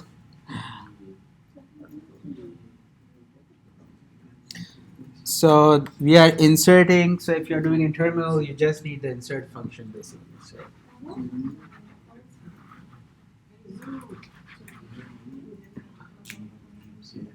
So insert will get you, and then you pass in a JSON. MongoDB, yes. Always remember you need the daemon running, so mongod and should run. Otherwise, none of them will work. Yeah. So if you're doing the terminal, you should run mongod and then open a new terminal and do mongo, and then you can. So what happens if you don't have to do that? I didn't hear any of those. You, go ahead. All right. So we can't both talk at the same time. All right. So Jill, what was your question? In order, like, because I missed it, but just what I'm seeing from watching it, don't you have to have Mongo running in the background to do the level 3T? Yes, mongod. Mongo, okay. Yes. So remember how I had kill at every, like, Yes. okay, I still have to do that every time I try to kill with Mongo. So It's when you're done, I would suggest do you stop the session? Uh-huh. You stop the session?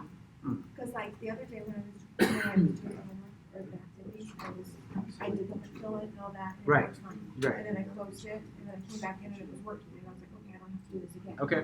And when I pull it up and it's saying code, so it shut Right. it So down. So I have to do it every time. no, you don't have to. If you kill it properly the first time, like as soon as I'm done with this class, I would hit Control C, kill this session, make sure my Robo 3D is shut down. That's And now it's like making me. so some place this process is running. Maybe I do terminal.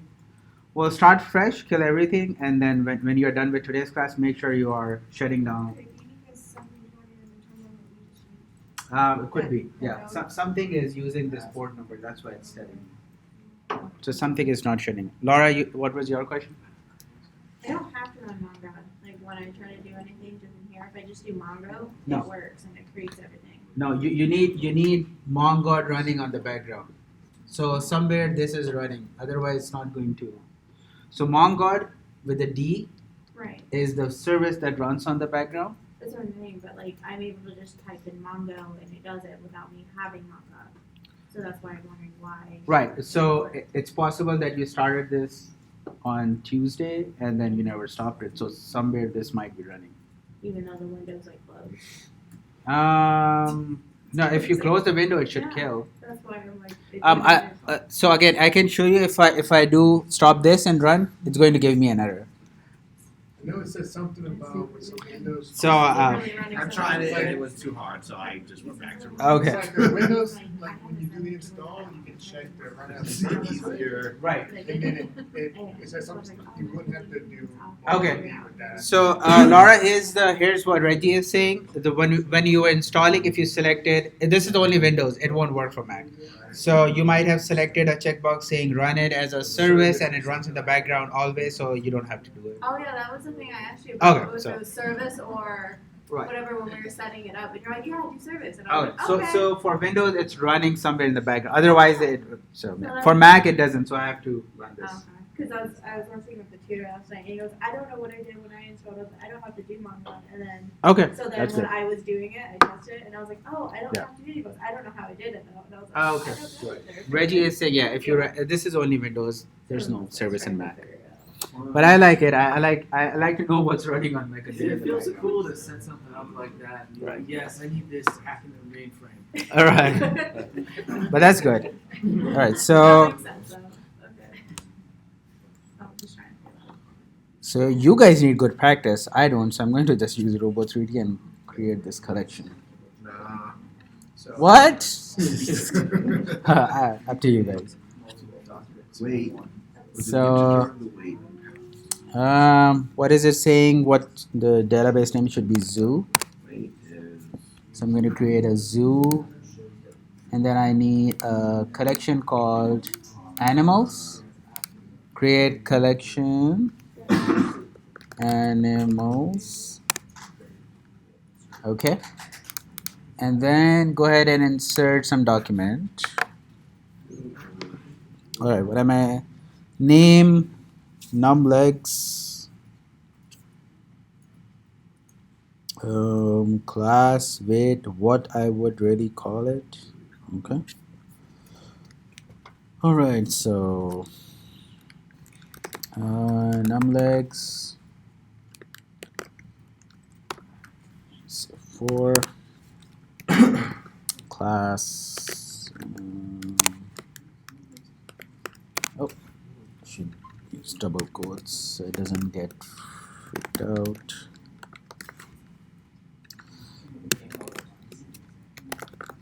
Class, say memo.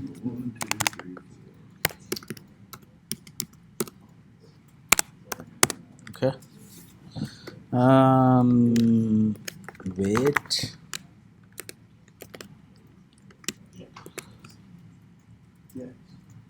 Oh, name. What am I trying to insert? Panda. Okay. So weight. 250 pounds. Okay. What I would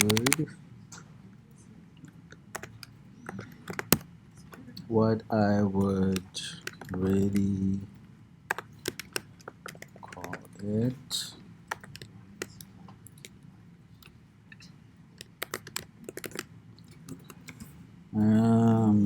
fuzzy border.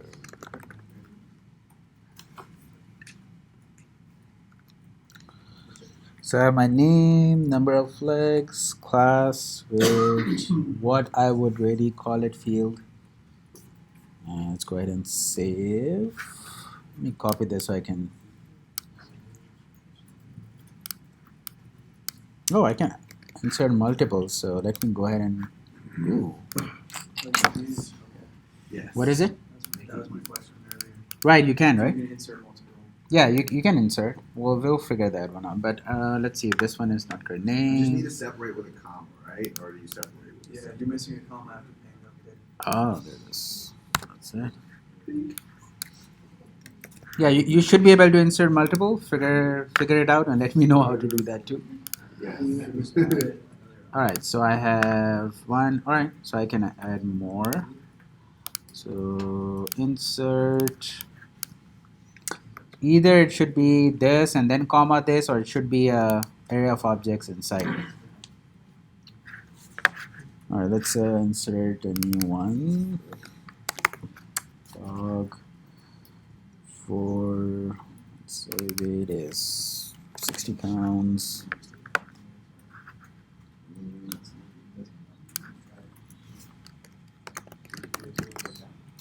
Okay. I think it has to be an array. I don't think this is. Yeah, I think so. Expecting. Because remember from our syntax which we saw, we were passing an array if it was multiple, right? So I don't know. I think it should be same over here. So it has to be an array. It just has to be in a big giant array. Right, and then I can insert one more. Let's make it a little bit. He's right. Jason's valid. All right. So let's go ahead and insert iron 4 legs. This 300 pounds.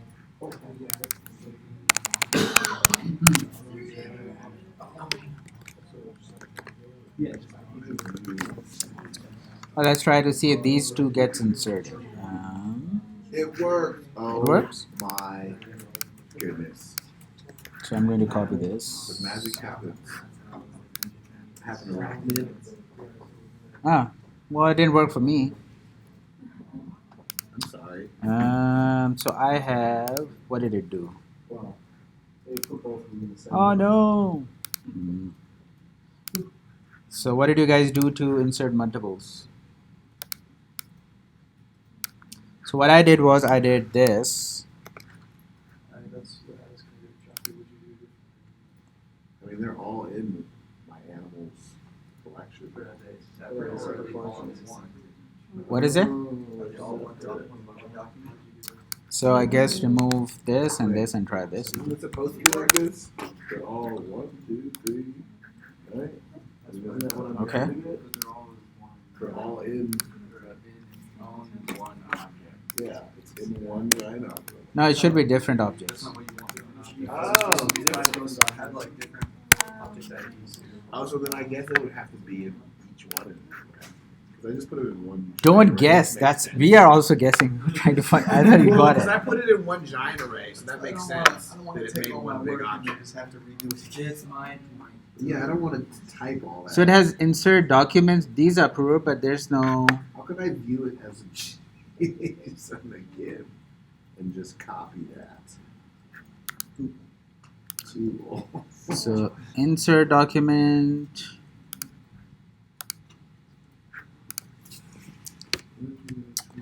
All right. Insert multiple documents using robot.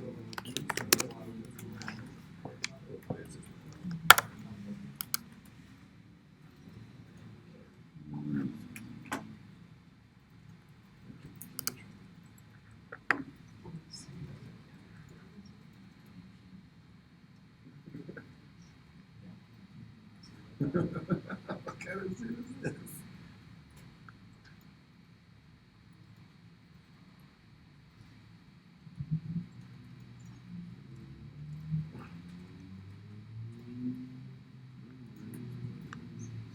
Oh, add and continue.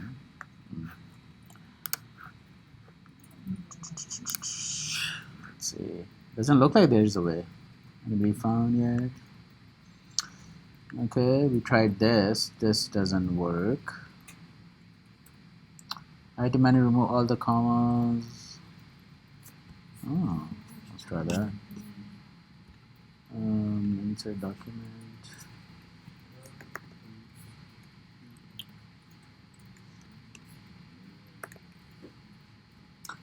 So remove this, and remove the comma. Let's try that. Okay.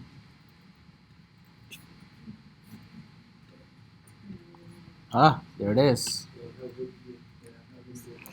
Go and find yourself. All right, so So you just don't have comment. yeah, you don't. So it's not supposed to be an array, and just remove the commas. What? So like this. So it's individual, just different objects. Oh.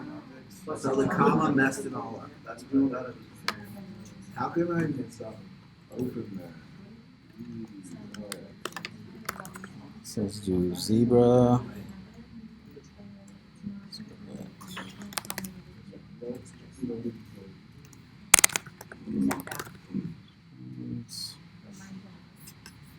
Did you rewrite that, or how did you open? I copy pasted. Like before I submitted, I Very smart. yeah. That's what I do day in day out. Copy paste. And So play. one thing, where you have the, because I didn't put like name and stuff in it as a string. I mean, you don't have to use. 'Cause What it was looks that? Like it automatically puts those in quotes, like name, zebra, number of legs. Okay. Because like. Well, not zebra. This has to be Well, a no, string, zebra, right? yes. Yeah, Zebra yeah. is This like- thing, yes. But the parameter, like the naming parameter. Yeah. So it's a JSON. You remember we can do it both ways. I was just copy pasting. That's why you have the code. So you are saying without the quotes also works. Yeah. Remember JSON still works. Yeah. That's fine. All right. So they should give me 2 more, and there it is. All right. ID. Let's make sure. What is it? Yeah. Add whatever. Yeah. You can write web scraper and scrape this out, and actually we are going to get there. So, all right, everybody good? Able to insert documents? Good. I inserted 6. You can insert as many as you want. Yeah, it doesn't say 5. Oh, I inserted 6. All right, everybody good? So this was kind of warm up, so that you guys remember Mongo. Before we move on to our Node.js part, there is one more thing, the sorting part. Okay, so this sorting part I'm going to show you in the terminal because this is the function that you're going to use in your Node.js code. Okay. All right, so I have my MongoD running. I'm going to start my Mongo. Okay. If I do a DB, I should get my, nothing.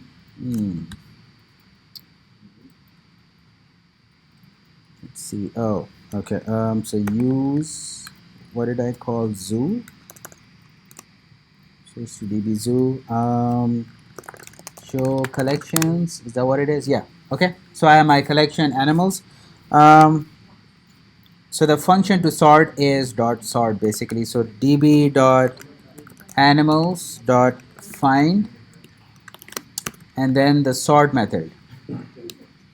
Okay. Sort takes an array, same thing JSON, and then you can pass in the field that you're trying to sort. Let's suppose I want to sort by ID. ID field is called ID, and then you have to give a number 1 or -1. 1, if you give it 1, +1, it means it will sort in ascending order. Okay, if you give it -1, it's going to sort in descending order. So let's do this. So depending on what the ID is, it's going to give you a result sorted by ascending order. If I do -1, it does descending. Okay, not much of a.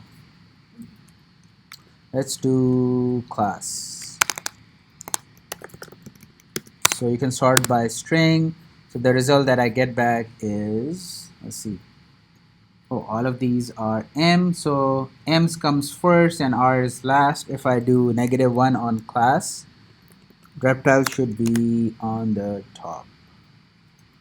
Okay. All right. Same. Let me go back here. So find and then dot sort. Method is dot sort, and then this takes in a JSON, and then you give your field name, and then either you give you -1 or just 1. If you give 1, it's going to sort by ascending order. If you give -1, it's going to sort by descending order. And this is a field name class. You can sort by num legs, weight. Let's do weight. That's a good one too. So if I do by weight, -1, so this is all descending order. All right, the highest one on the top. If I do just 1, it does it ascending order, which is the lowest weight on the top. And then, so 5, 60, 250, 300, and then 500. Okay? Everybody get that? So weight. Huh? So, Oh, okay. I see. yeah, I'm starting by weight, ascending order. So the smallest weight comes on the top and the lowest, the bigger comes So on the you can bottom. sort by. Anything, any field. So if they had like different class names, if it was like mammal or reptile, would it like alphabetize them? Yeah, that's what I showed in the previous one. If you do by class, so the reptile will come at the bottom and mammal will come at the top. Yeah, you can sort by, huh? Some sort is not a function. Find dot sort. Did we do find dot sort? So collection name dot find and then dot sort. So find basically runs your select query, gets the data, and then sorts it out.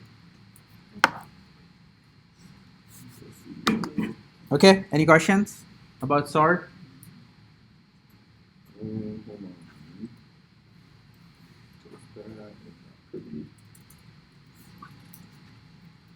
Oh, Good? Sometimes Yes. shell breaks. Sometimes shell breaks. Yeah, like sometimes I'll try to do things and it'll literally just go to the next line and like it won't give me an error, it won't do anything. That I mean, means I have it's not. to, I have to cancel it out. That's what he said. No, it's there. Trust me, it's there. I kill it, reopen it, and then it starts working again. It's super strange. What was your question? Descending order, -1. Descending order. All right. So let's get back to our Node.js part. Okay. Now remember MySQL, Axios, all of those have npm packages, right? So MongoDB also have one, right? So training wheels are coming off. Please look at Mongo npm package and start the next activity. All right. Look at the documentation. It's very similar to MySQL. All right. Google Mongo DB npm package, install it, and do the next activity. Let me open the activity. Let's see.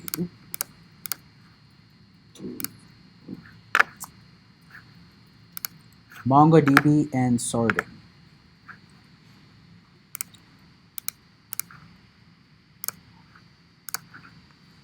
All right, review the two routes. So before you do, please look at the unsolved. Please look at the code and see what it is doing before you even start anything.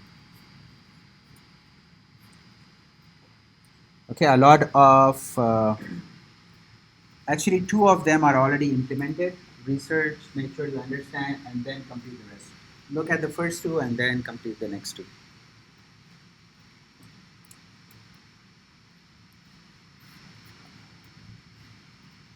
So look at the instructions, look what you have to do, and then go ahead and complete this.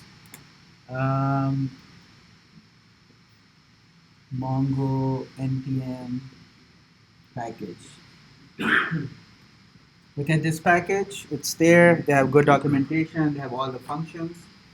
Basically, now we are going to connect to MongoDB from our Node.js code.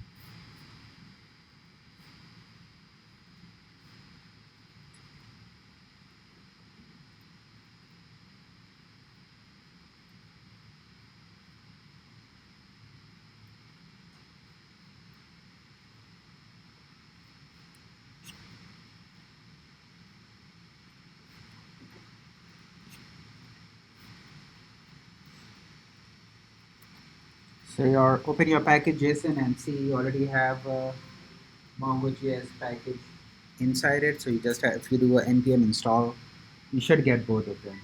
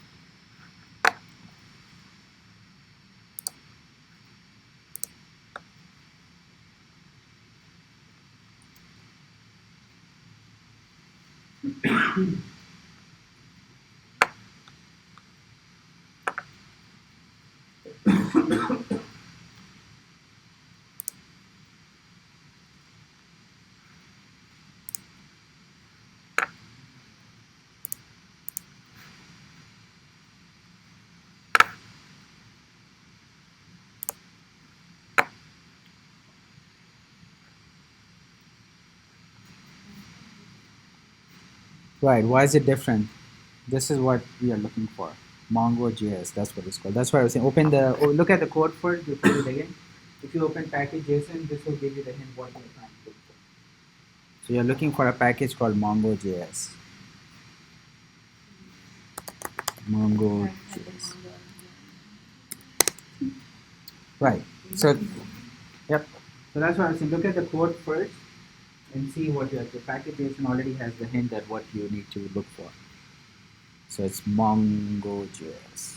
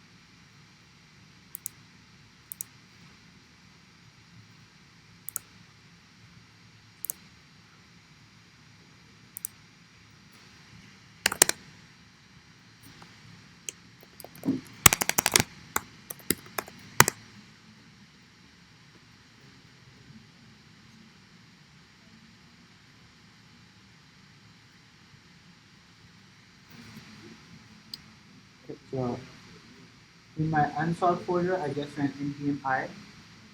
There's a package JSON, so it should give me all the packages that I'm looking for. And the best way is run this and then complete the exercise.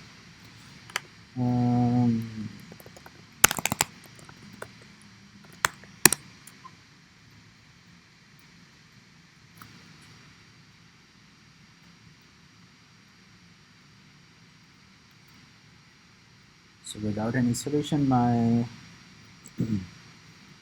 app is running. If I want to test this,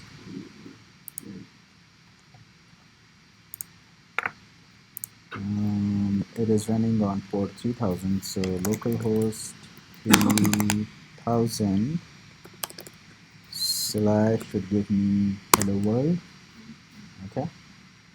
And then slash all should give me animals from my Mongo database. 1, 2, 3, 4, 5.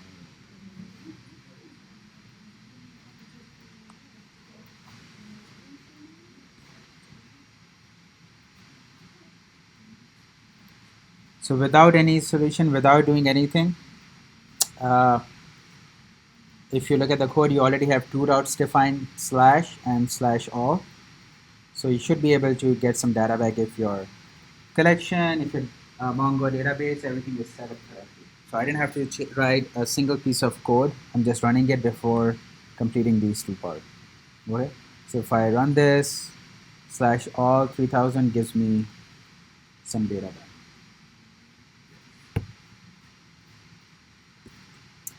Make sure, start from the top, you understand each line, what is going on. Setting up MongoJS, what are you passing in?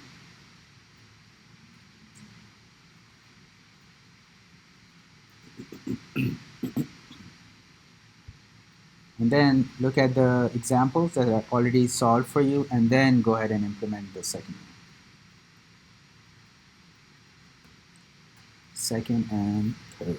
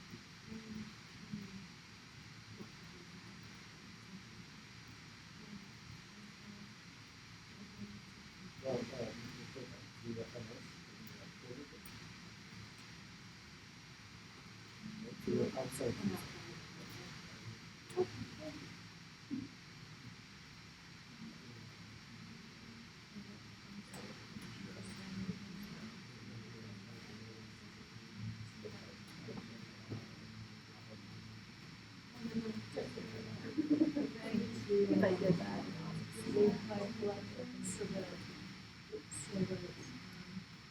So no comment. No comments.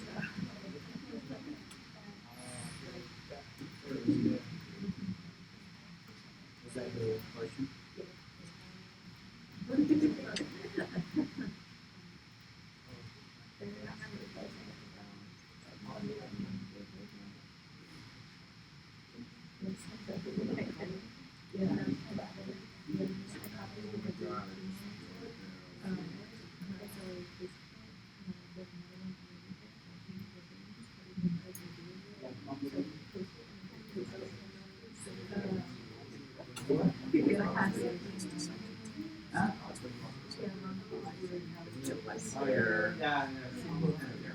Just wrote it down.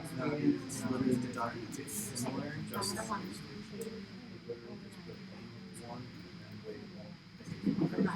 super simple.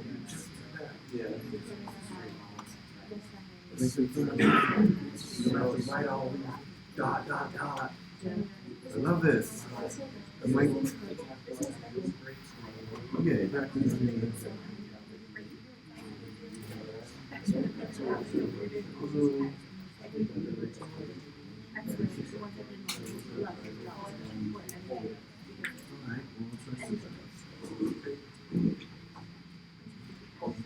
Yeah,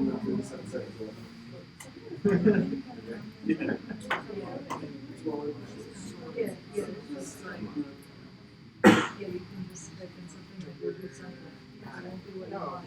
Right. I think we're doing it right now.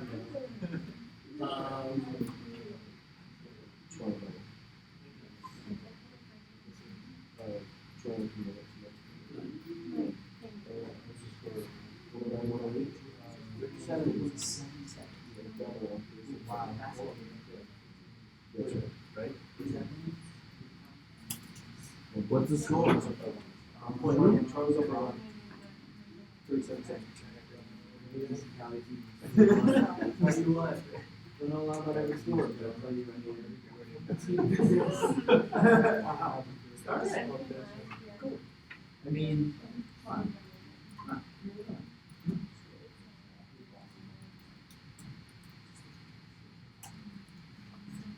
Look at that.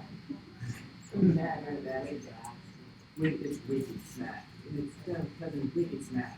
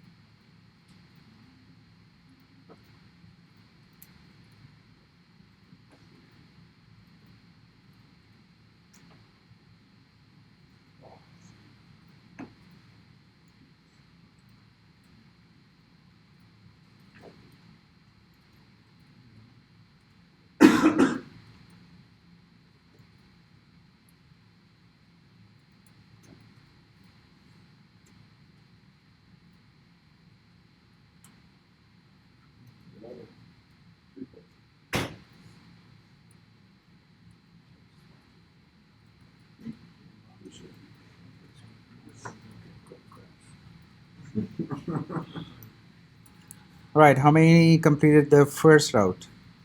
Name. Oh, wow. Okay. Impressive. Second? That's what I'm talking about. What doesn't have to code about? What is it? I said, that's what I'm talking about. Yeah. I did work. I know. Like, I did it, and I'm like, whoa. Like, That honestly, that is impressive. I wasn't expecting that many hands. Yeah, that is impressive. All right. So what about the people who are not done? Where are you stuck? What is it? So same. Let me go through this. So first, 5 and 6 lines require importing MongoJS. Nothing big. Collections. So you see, this is an array. This means I can have more than one collections eventually, right? Same as MySQL, more than one tables, right? Right now we are still starting, so that's why you only see one collection. But remember this is an array. If I have more collection, I'm going to put a comma and keep adding my collections. Okay?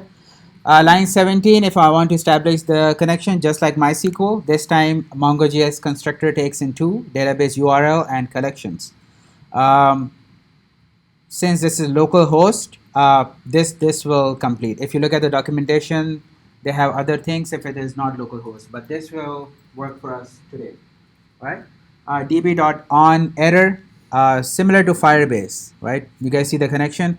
Firebase had a method on if there was any error. So this time, MongoJS has a parameter called error. If there's any error, it will log the database error over here. Okay.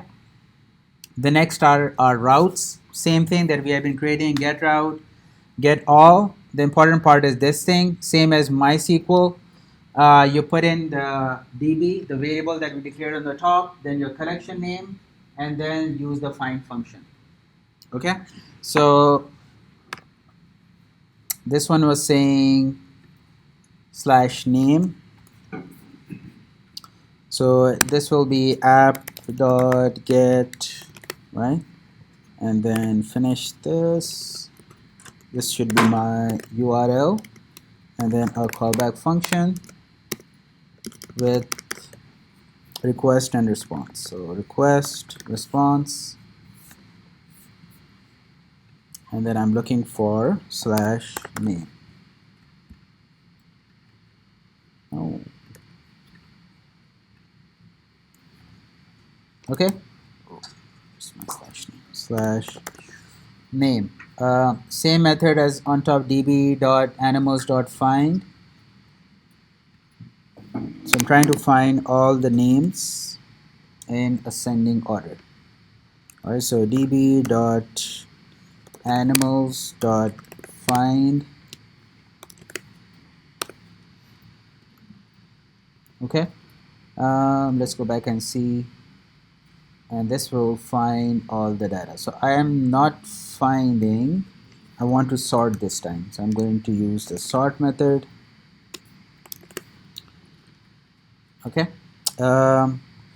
Remember, the sort takes in what you're trying to sort by. I'm trying to sort by name, and then ascending means 1. Okay. And then the data is going to be my callback function. Error, and then let's say results. Okay. Let's make it a new line so that it's nicer to see. So db.animals find, sort, and results will give me my results back. If there is any error, let's go ahead and console log that error.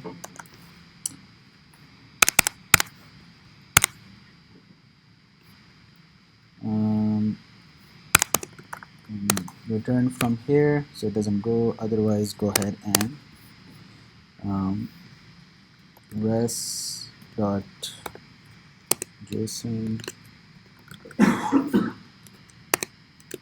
results.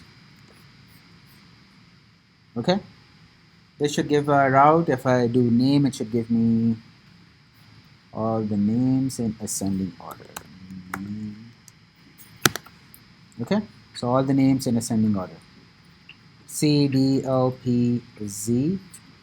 If you want it descending, change it to -1, and this should give you descending order.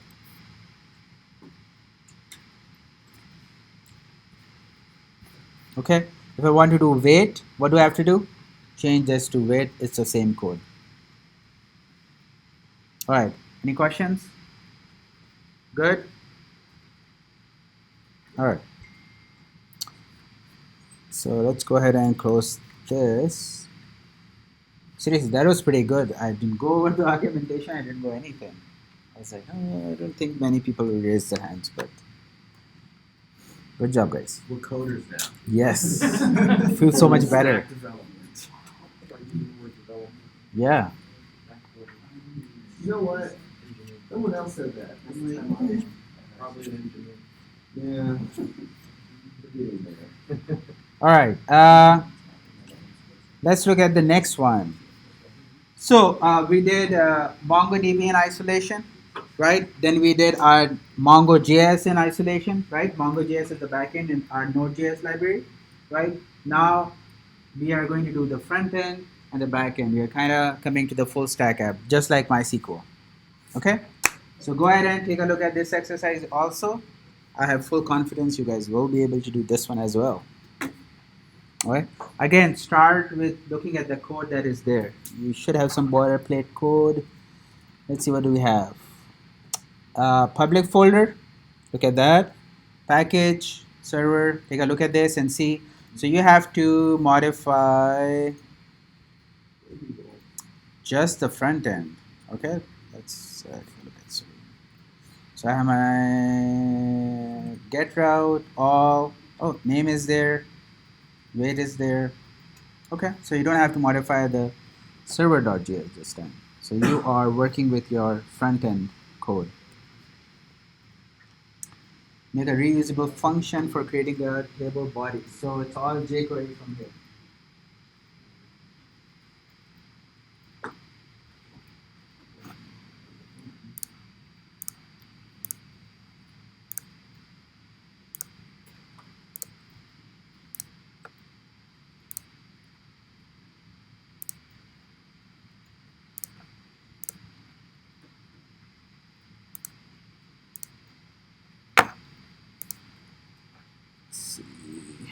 index.html. Yep, they're using jQuery. It's good. Oh, it says all in app.js.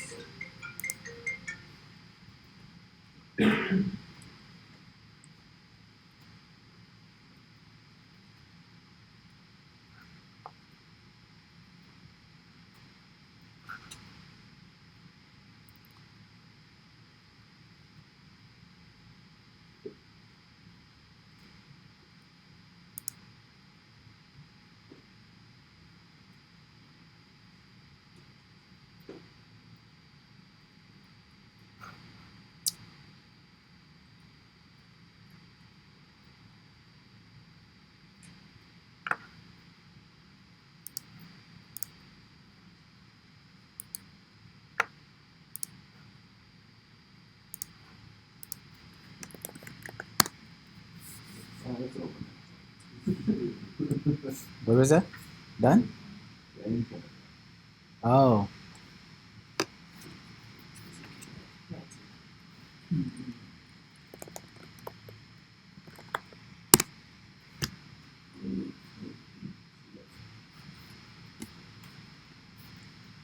What is on 3000?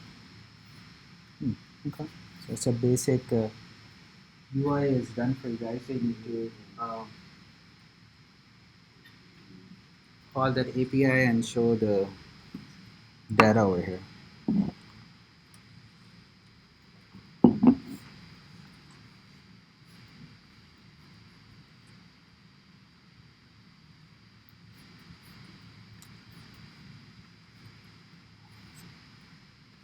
It's on here.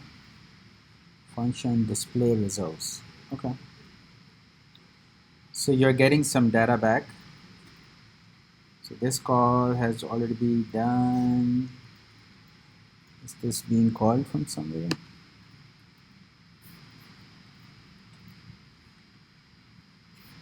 Okay. So when the page loads, this gets called anyway.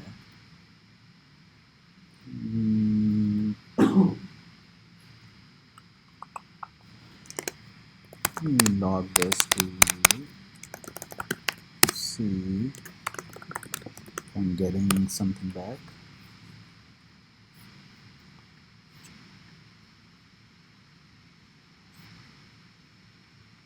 Okay. Alright. So the data is already coming back.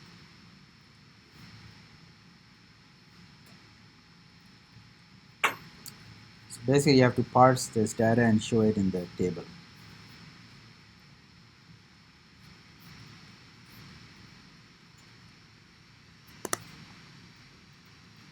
So guys, this is already done for you guys. So you're getting the code is already making the call and getting you the JSON back. So now you have to take that JSON, parse it, and then show it in the table.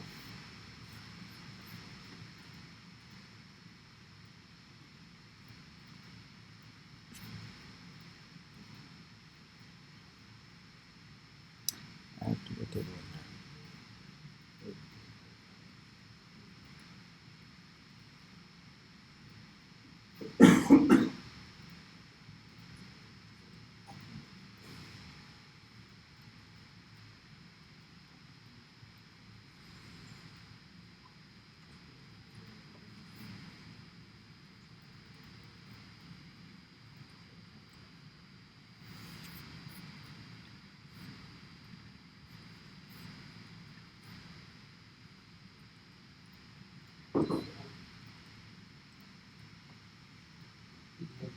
Okay, so T-body.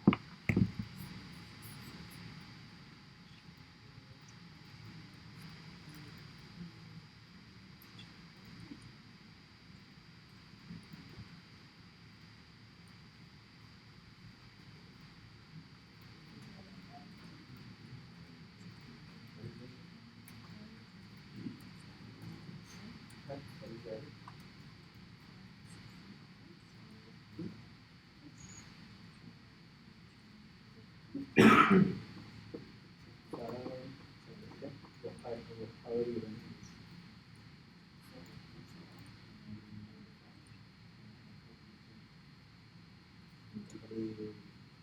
We have a Node.js builder. We are run our app server to be Node.js server.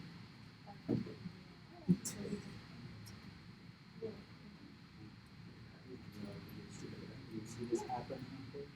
Where is it? Node.js server. Node.js runs on your terminal, right? It doesn't run on the browser. Yeah. You have to run your port first. You have to run your server first.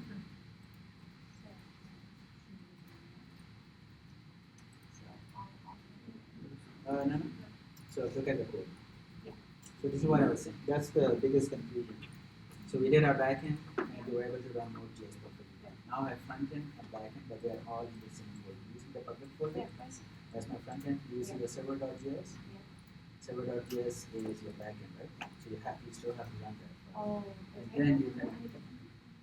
Where is it then?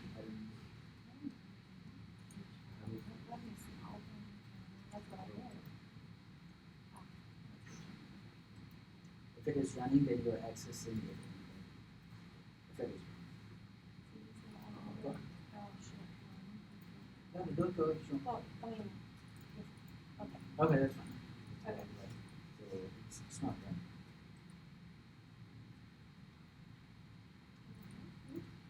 You install it here. and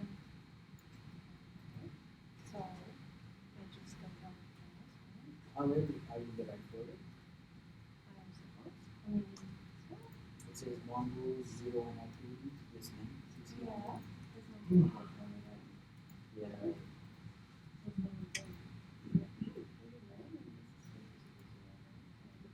But you have to be inside the uninstall folder to run this, right?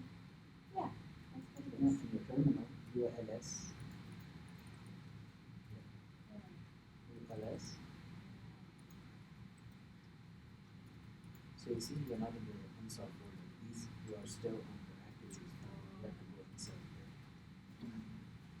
there. Inside. So see, you can. No.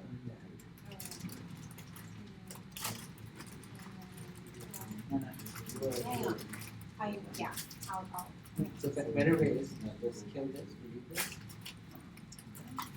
then go back right click on server.js. but that's what I was just doing. What I was so here. That's what I Now I can't remember. I'm like, I never killed So I it. probably. Now you run your. Like, Well, did you do anything? never else? should put down that jQuery. I was literally thinking how funny it was. How Yeah, you yeah. did it, and now we're doing it. Oh, they are, yeah, you're right. So, Yeah. I thought I did, but okay, I'll do it. Again? I'll, Oh, that's okay. You're in the right. okay, Just so. name the node. Oh, yes, that is what I need So you have your Mongo database collection and all that. So I have so Okay. I will, let me double check. You won't see it. I won't. In the previous exercise. However, so that's the only. to do. With it now? So now we have the Node.js. Okay, so this is what you can find. So great sort, and then it's image. Now your backend server is running. Okay? So how was I able, Right, because you are directly opening the file, which is not the right Oh, way. You have to, so you have to do Yes. there's no name. We are, that was like basic, that was like deep two stuff. Now we are, I was like, no, because Right. I got confused. so you can HTML, but it won't. Yeah. So now if you do localhost 3000 on the browser, the page should come up. Okay, so I'm gonna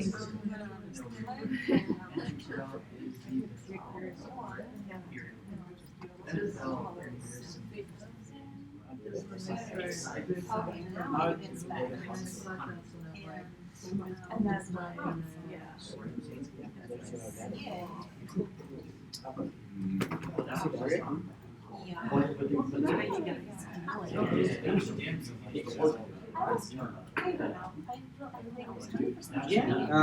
So there's no more HTML running there. My mom was worried because All right. How many were able to display the results? No. What? I mean, I know that it's getting there. I'm getting there, but it's like I have to put the on click. And Maybe it's then because that you guys are so advanced in Node.js that jQuery kind of Coming seems. back to it, I'm like, yeah. You guys are true backend engineers. That's what you should be looking for. I mean, I hope that's the reason. well, I know that it's like an on click, and then we have to put. Oh, no. Just the display result. There's no on click yet. I'm just saying, did you complete this here? So this I'm trying is. to do the activity, so it goes to and I click. Yeah, but that's the next part, right? oh yeah, that's what I was doing. But first, Oh. just show the things over here. There's no data over here. I need to show this data and then I come and fix these. First, this is the easy one. Did you have plus hats? I mean, I was doing. I went too far. So, display results. What is this? This is actually animals, right? It's just a console. And I'm getting all these animals. I need to show them into that table. How do I do that? Loop through the animals array, right? It's an array. So just loop through it for each function, and then add a tr to the t bodies, and that should do it. So animals dot for each. Oh, let's get back to the syntax that we know for now. For each. Okay, takes in a callback function, and then gives you the single object that it is on. All right. So animals dot for each. This will loop through it. I'm going to get a single animal from my array, and that's what I need to show on my table over here. Oops, not this one. Over here, and this is how am I getting. So I did a console log so I can see my array. Alright, so I'm going to pick up name, these attributes, and then append to my table here on my HTML. It's called tbody without any class, so I just need to append my rows over here. So let's create a row tr jQuery dollar tr. Right, this will create a table row, and then I'm going to append all the columns dot append.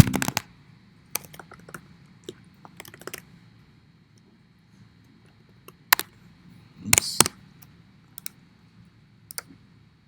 All right, so I'm appending.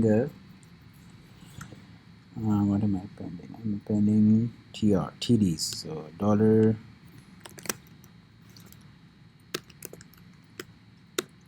TD.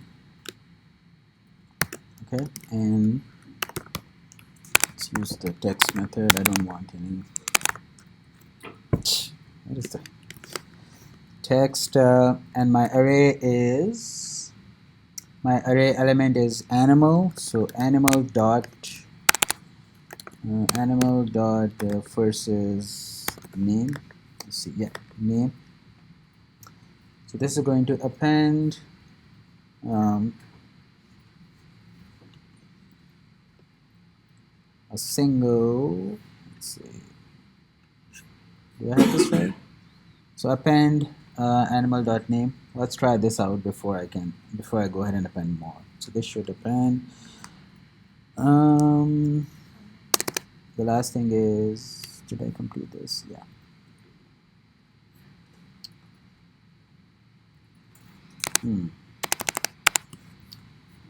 I'm missing something. This.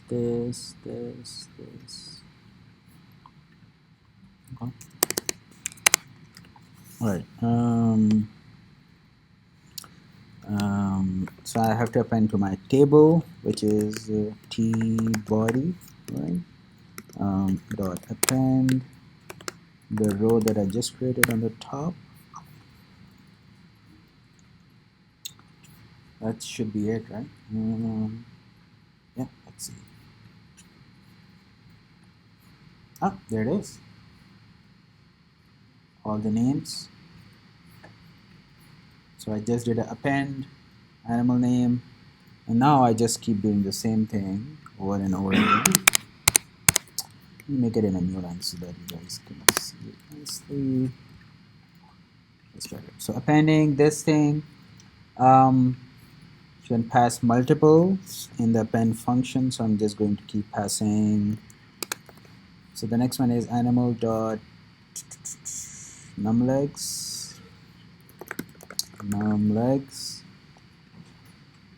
Okay.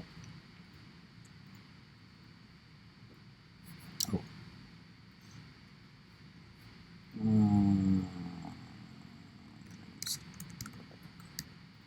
So I know this is working. Should be here. That's better. Numlegs. Okay. Let's make sure this is working. Okay. All right. Let's complete the next two. What do we have? Class and weight. Class weight. Why am I not getting the last one? Oh, I am. Okay. So class weight. Same thing. This is class. Last one is weight.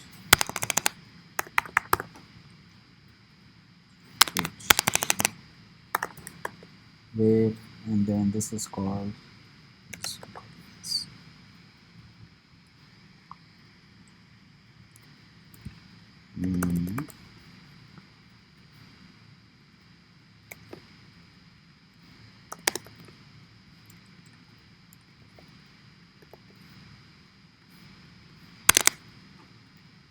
Okay, or 4 5 columns. Let's go back, refresh.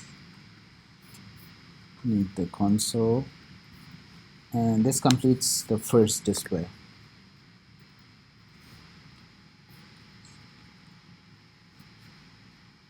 Okay, so it's same again, nothing Node.js, it's just a jQuery. But you just have to and remember some of the jQuery part, but that's how you will go ahead and append it. The next is the sorting part. Right? Again, the routes are already there. You just have to call those routes and then show it on the screen. So let's look at this one of the sorts. Or take a few minutes and look at the sort one. It's actually really, this was actually the more difficult one. The next one is actually very easy. You just have to call this function and it will do everything for you.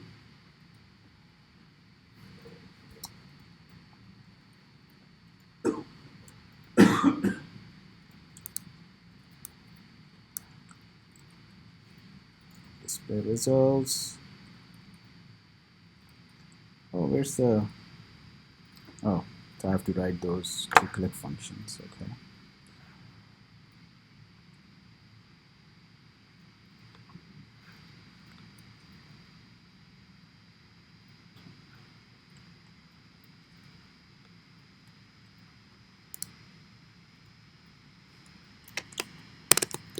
So what is it, dollar dot on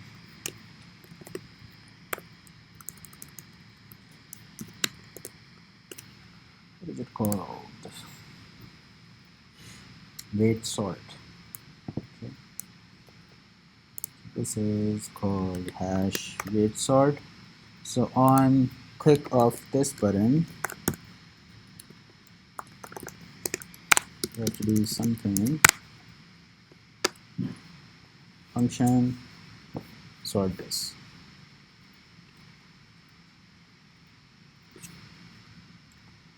Let's look at the instructions.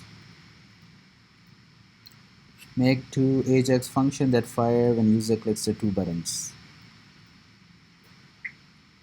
So I need to make a Ajax call, and it's already being done over here. So you can actually just copy this, change the route and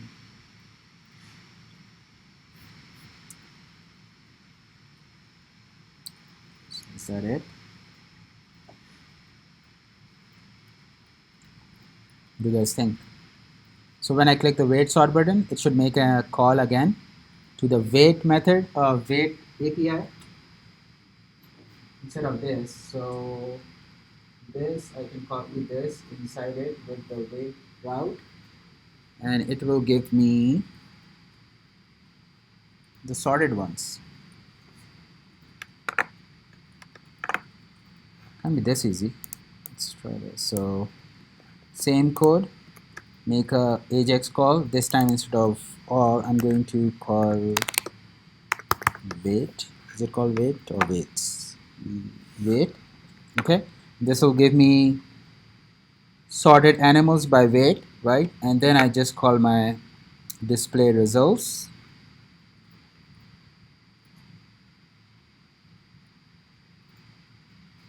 That should be it actually. Let's try.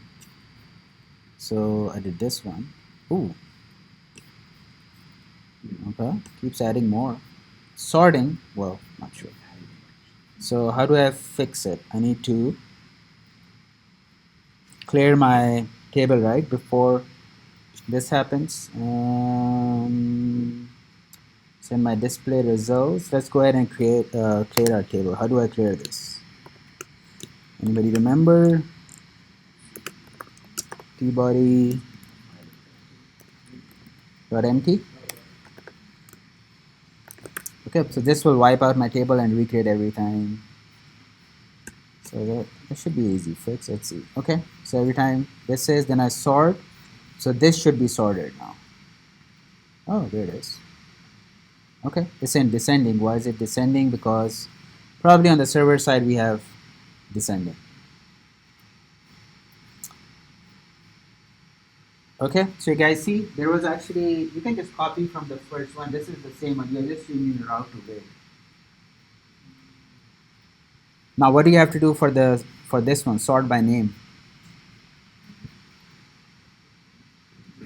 Same thing. Just change it to name, and so go ahead and complete the name. I'm not going to do the name one. This is going to be exact same thing. Make sure you understand. We'll take 5 minutes and complete the name one.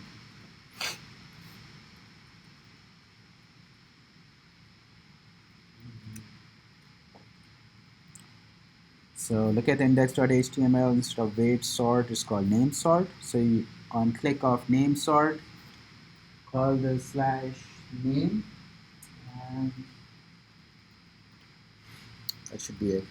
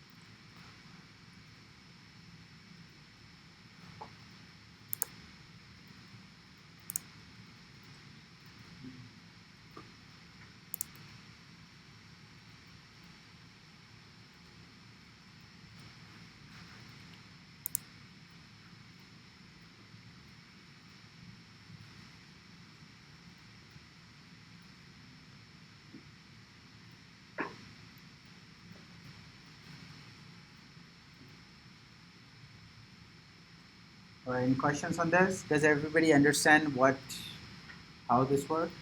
Again, this is jQuery. There was actually no Node.js code involved in this exercise. Got it? Got the name? Sorting by name now? Okay.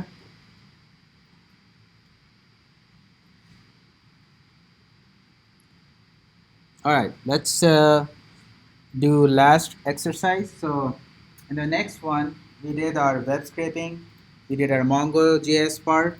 Now you guys are going to scrape a website, get the title and the link, and then store it in MongoDB.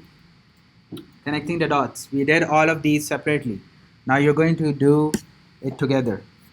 The exercise says website of your choice. I'll make it easy for you. I'll give you the website that's in the solution so that it's easy for you guys to kind of solve that. Before that, let's look at the exercise. This one.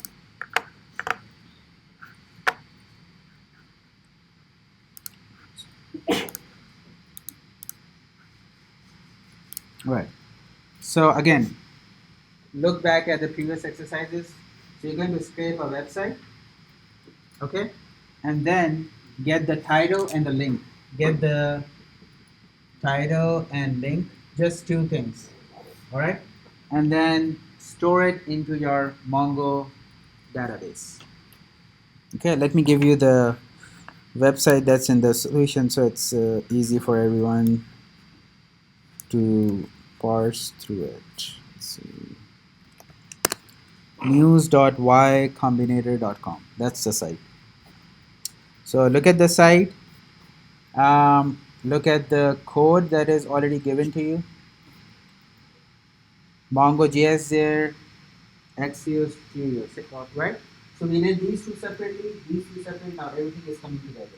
So first you're going to scrape.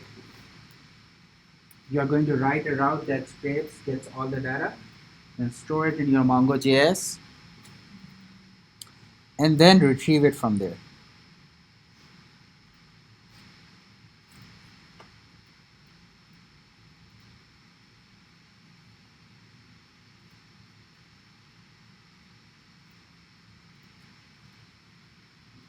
Make sure you create Mongo database and just a collection. You don't have to create or insert any data using Robo3D, but you have to make sure create a scraper database and then create a collection called scrape data, just like this. Okay, and then you're going to insert the data from your Node.js code, but this has to be created before you can start using it. Just create this in MongoDB. All right, then look at the Axios code from the previous activities. Look at the Cheerio code. Put that website, get the HTML, parse it, and start the first route. This route will retrieve all of the data from the scrape data collection as a JSON.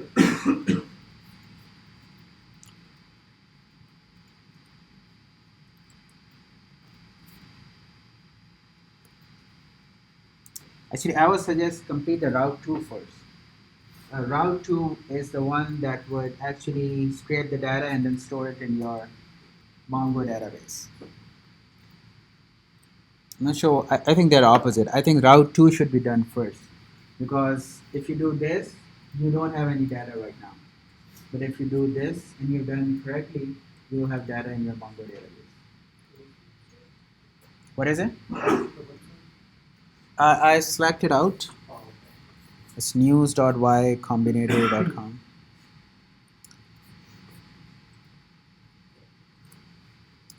All right, before you guys begin, any questions on this exercise? Do you understand what needs to be done? All previous activities are coming together. So this should take us towards the end of the class. After this, there's a challenge exercise. It's called the Note Keeper or Notebook. Let me see the name. The Note Taker. That is more challenging because that has the front end, scrape data, Mongo, everything together. I'm not going to post a solution for that. I want you guys to, once you get through these activities, go back and try that activity on your own. It's a really good exercise, and it brings everything that we did today in like one place. Over here, if you see, there's no front end, right? I don't have a front end. I'm still working on my Node.js, right? So it's going to connect half the dots. It's going to connect our MongoJS, and Axios part together. But that last one brings this plus the front end, everything in one.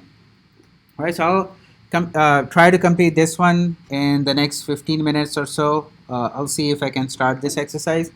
But go home and look at the note taker one. And I won't post a solution for that until maybe like next week or something. I want you guys to really look into that. Oh yes, I'm not here this Saturday, but I'm not ditching. I was here last Saturday. Yeah. So you guys are going to look at Mongoose. Mongoose, if you guys remember, I said it's the equal. It's the same thing as Sequelize. All right. So with Mongoose, you won't ever have to go to Robo3D and create anything, just like MySQL.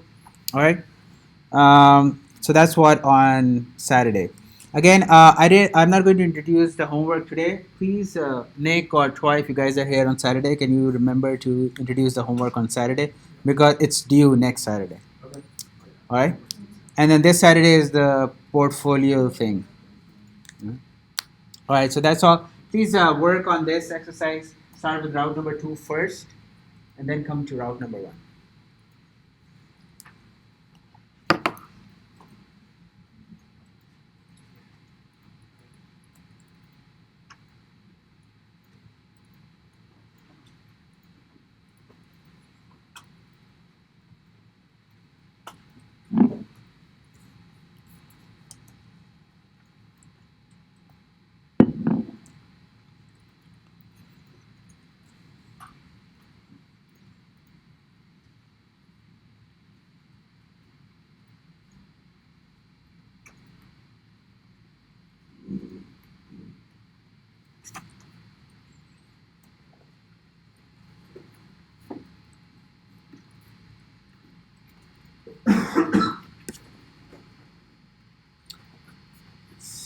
Let's see.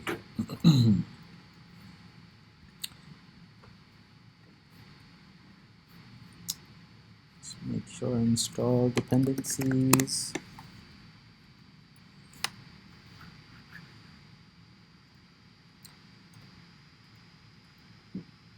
So I need a database called Scraper and then a collection. So I'm just going to go here, create a database. It should be called Scraper. Okay, and they should have a collection called scraped data. Alright, and that should be all from Robot3D perspective. Everything else I have to do this here in the code. Let's make sure this is running. Okay, if I go to localhost 3000, hello world. Okay.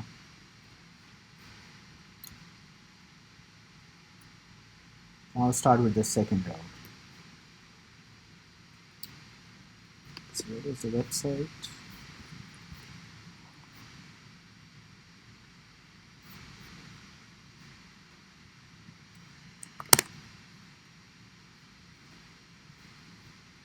Okay.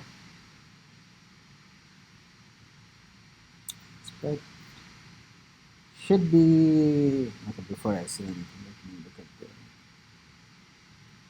yes.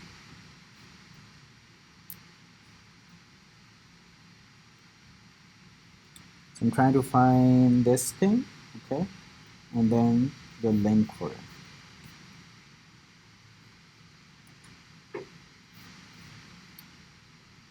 So what is the common theme?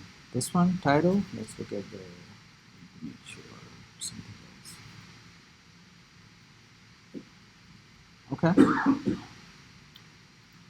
TD class title. Just look at the source to make sure. TD class title.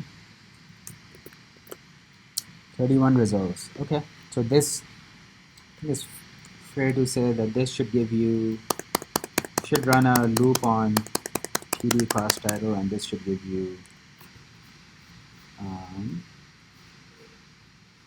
it should at least give you this element. A span, so TD has two children, A and span. We are interested in the first one, so children A and dot text, so it will give you this, and href attribute should give you this. You can go back and look at the activity from the previous one. This should be fairly easy to parse.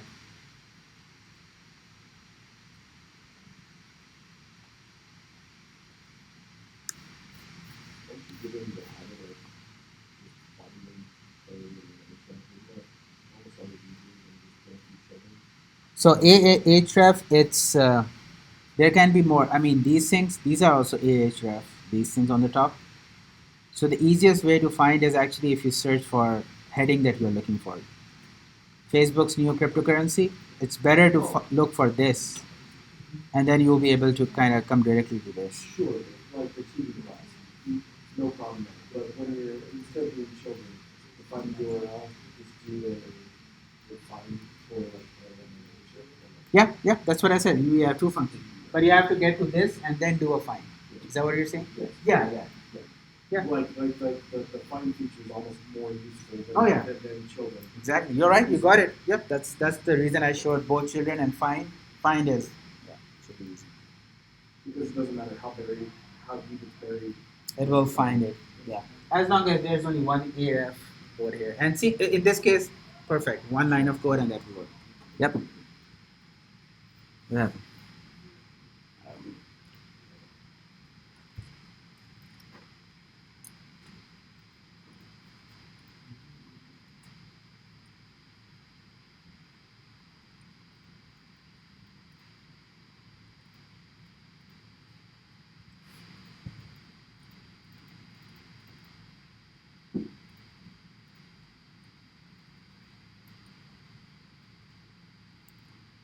Oh, that's what you were saying. Raptors won. Oh, I got the notification now. I just saw it now. As Americans, we don't care anymore. Move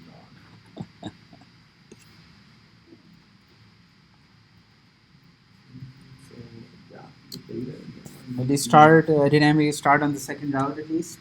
Yeah, well, yeah, I got data. You got data? Oh, excellent. So app.get URL then function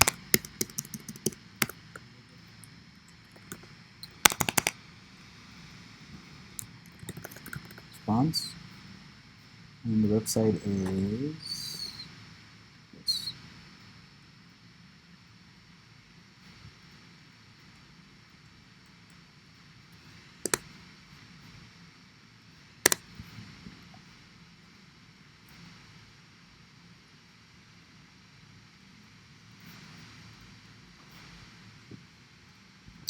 Let's go ahead and load Cheerio.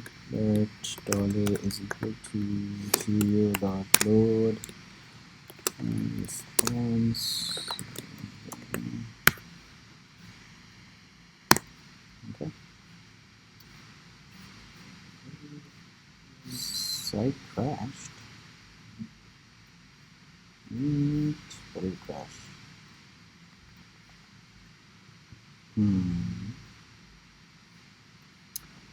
Function response.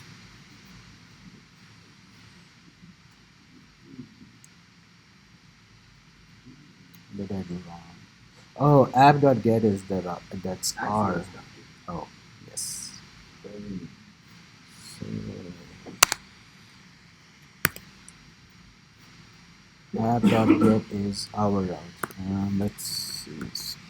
Script. So this is a route that we are going to call. Okay, and then we have a function request response, and then I'm going to call my Axios method inside. Axios dot get, and then alright, that's better. And then get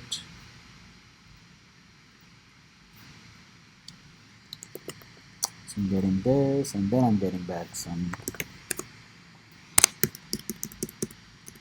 response, which will be my HTML. Okay.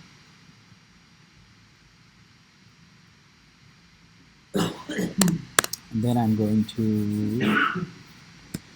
create my Cheerios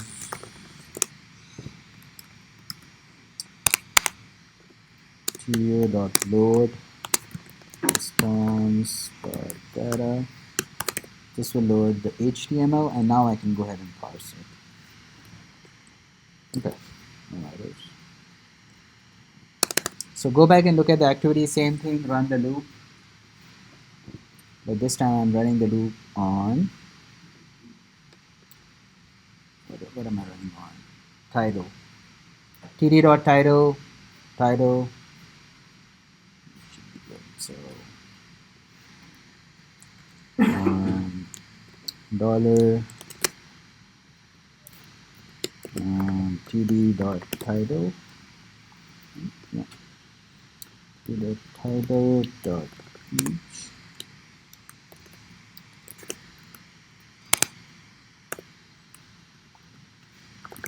function and index and element. Okay. Let's see. t.title.each. Yeah. And then for now, let's go ahead and do a console dot what should we do update me.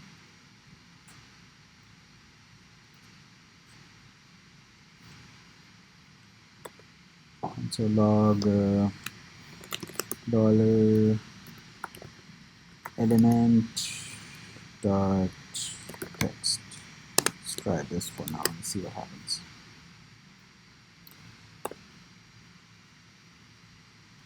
And console log some dashes.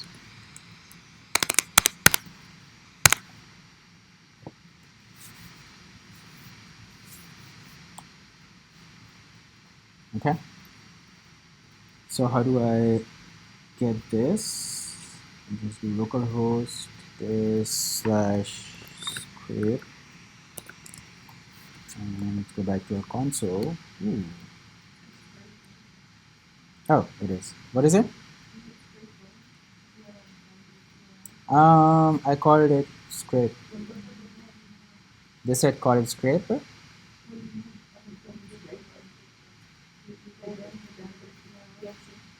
So that's the database. That's my Mongo. Yeah, this is our URL. This is our thing that we put it on browser. Scraper is my database. So this is working. I'm getting my text over here. What are these numbers? Why am I getting these numbers?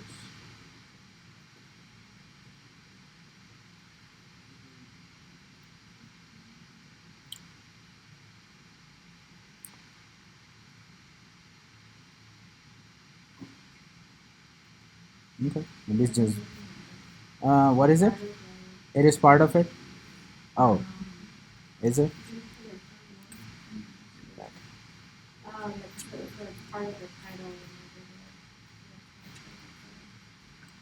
Oh, okay. Alright, so I will have to go inside and do the find function and get it. So instead of that, let's do the find thing.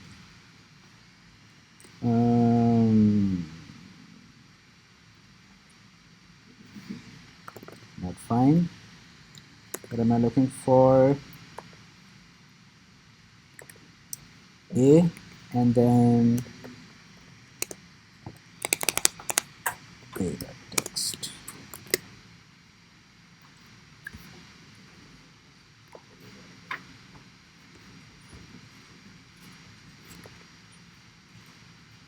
Oh, that's better. There you go.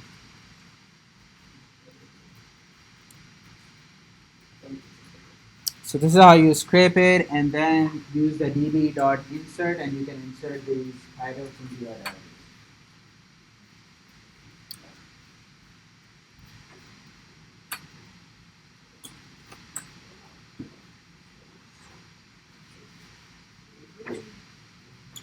So this is I'll be here something to complete the DB part also, so that you can see if you guys are here.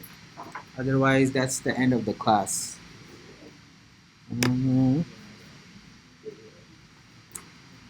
So I don't need this. Go ahead. Let's write this out to a variable like title.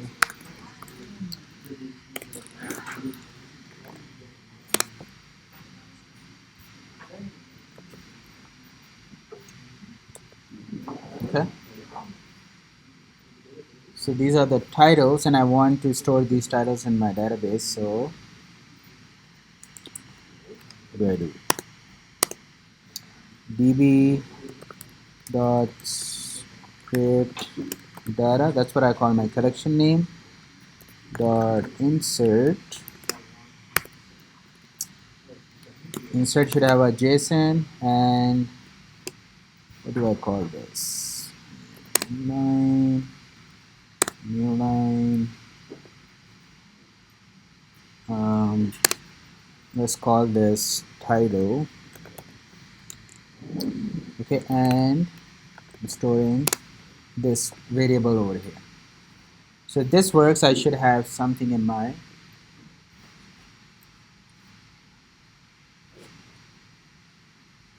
insert function. Why is it always running?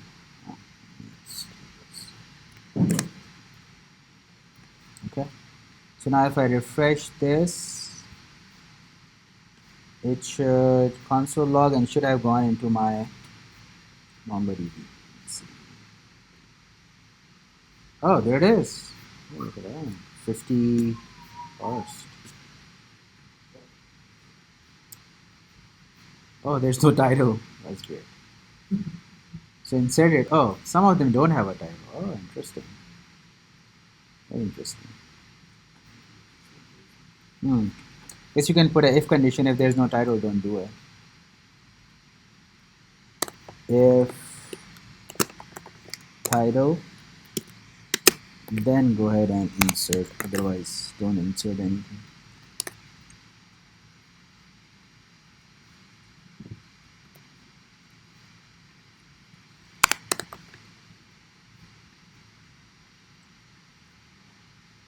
And this should take care of that. So go ahead, stop this, and remove all documents. Okay. Let's go ahead and run this. Scrape. Okay, let's try now. Oh, that's better. 31. Oh, so there were like 20 of them didn't even have a title. Interesting. Okay, so that's how you do it in one go. So create a route, scrape, and then within that, go to the website, parse it, get it, and then store it in your Mongo database. Now you can call the first route, and this time you're going to read it from your database. So you will say db.scrapdata.read.find, and it should give you. So this was the second route, right? If you do the first one, all you have to do is, instead of, you don't have to do the Cheerio thing anymore, right? Because we are reading from our database. This makes sure that the data is over there. You guys are gonna make me do it, right? You guys don't want to go home? No. So you'll do app.get, same thing. This time, let's call it, what do you want me to call? All. So all will get all the data from our database. Okay. Function, same thing, request response. And this time, instead of this thing, I am doing a find. So I'm going to do find, just get everything, so I don't need this.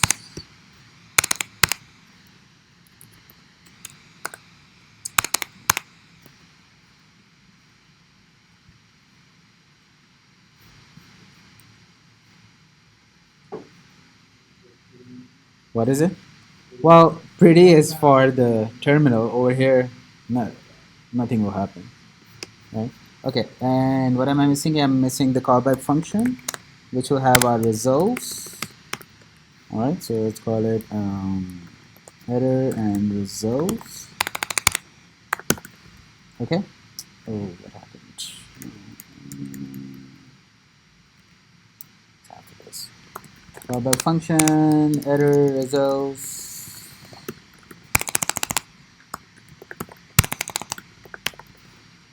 Okay. If error, log out. Otherwise, if error, console log error, return. Don't go further. Otherwise, rest.json results. Right. So now, if you run this, you don't have to run the script. You just have to run all.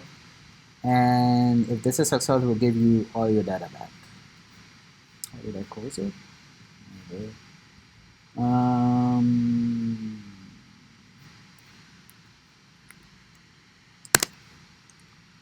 Okay, so there should be data. Let's go back and make sure view documents. Okay, everything is there. This time I'm not going to run script. I'm going to run all, and there it is. All right, so this time we are actually pulling the data from our database. So the second out has to run before you actually come over here.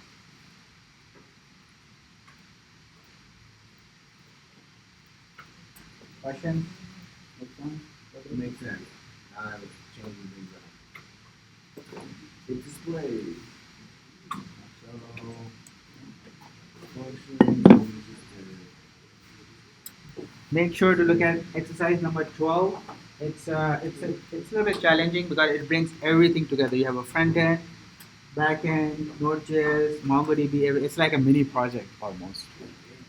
Yeah. It's the note taker one. Yes, yes. But it's a really good exercise to understand your front end, back end, and everything.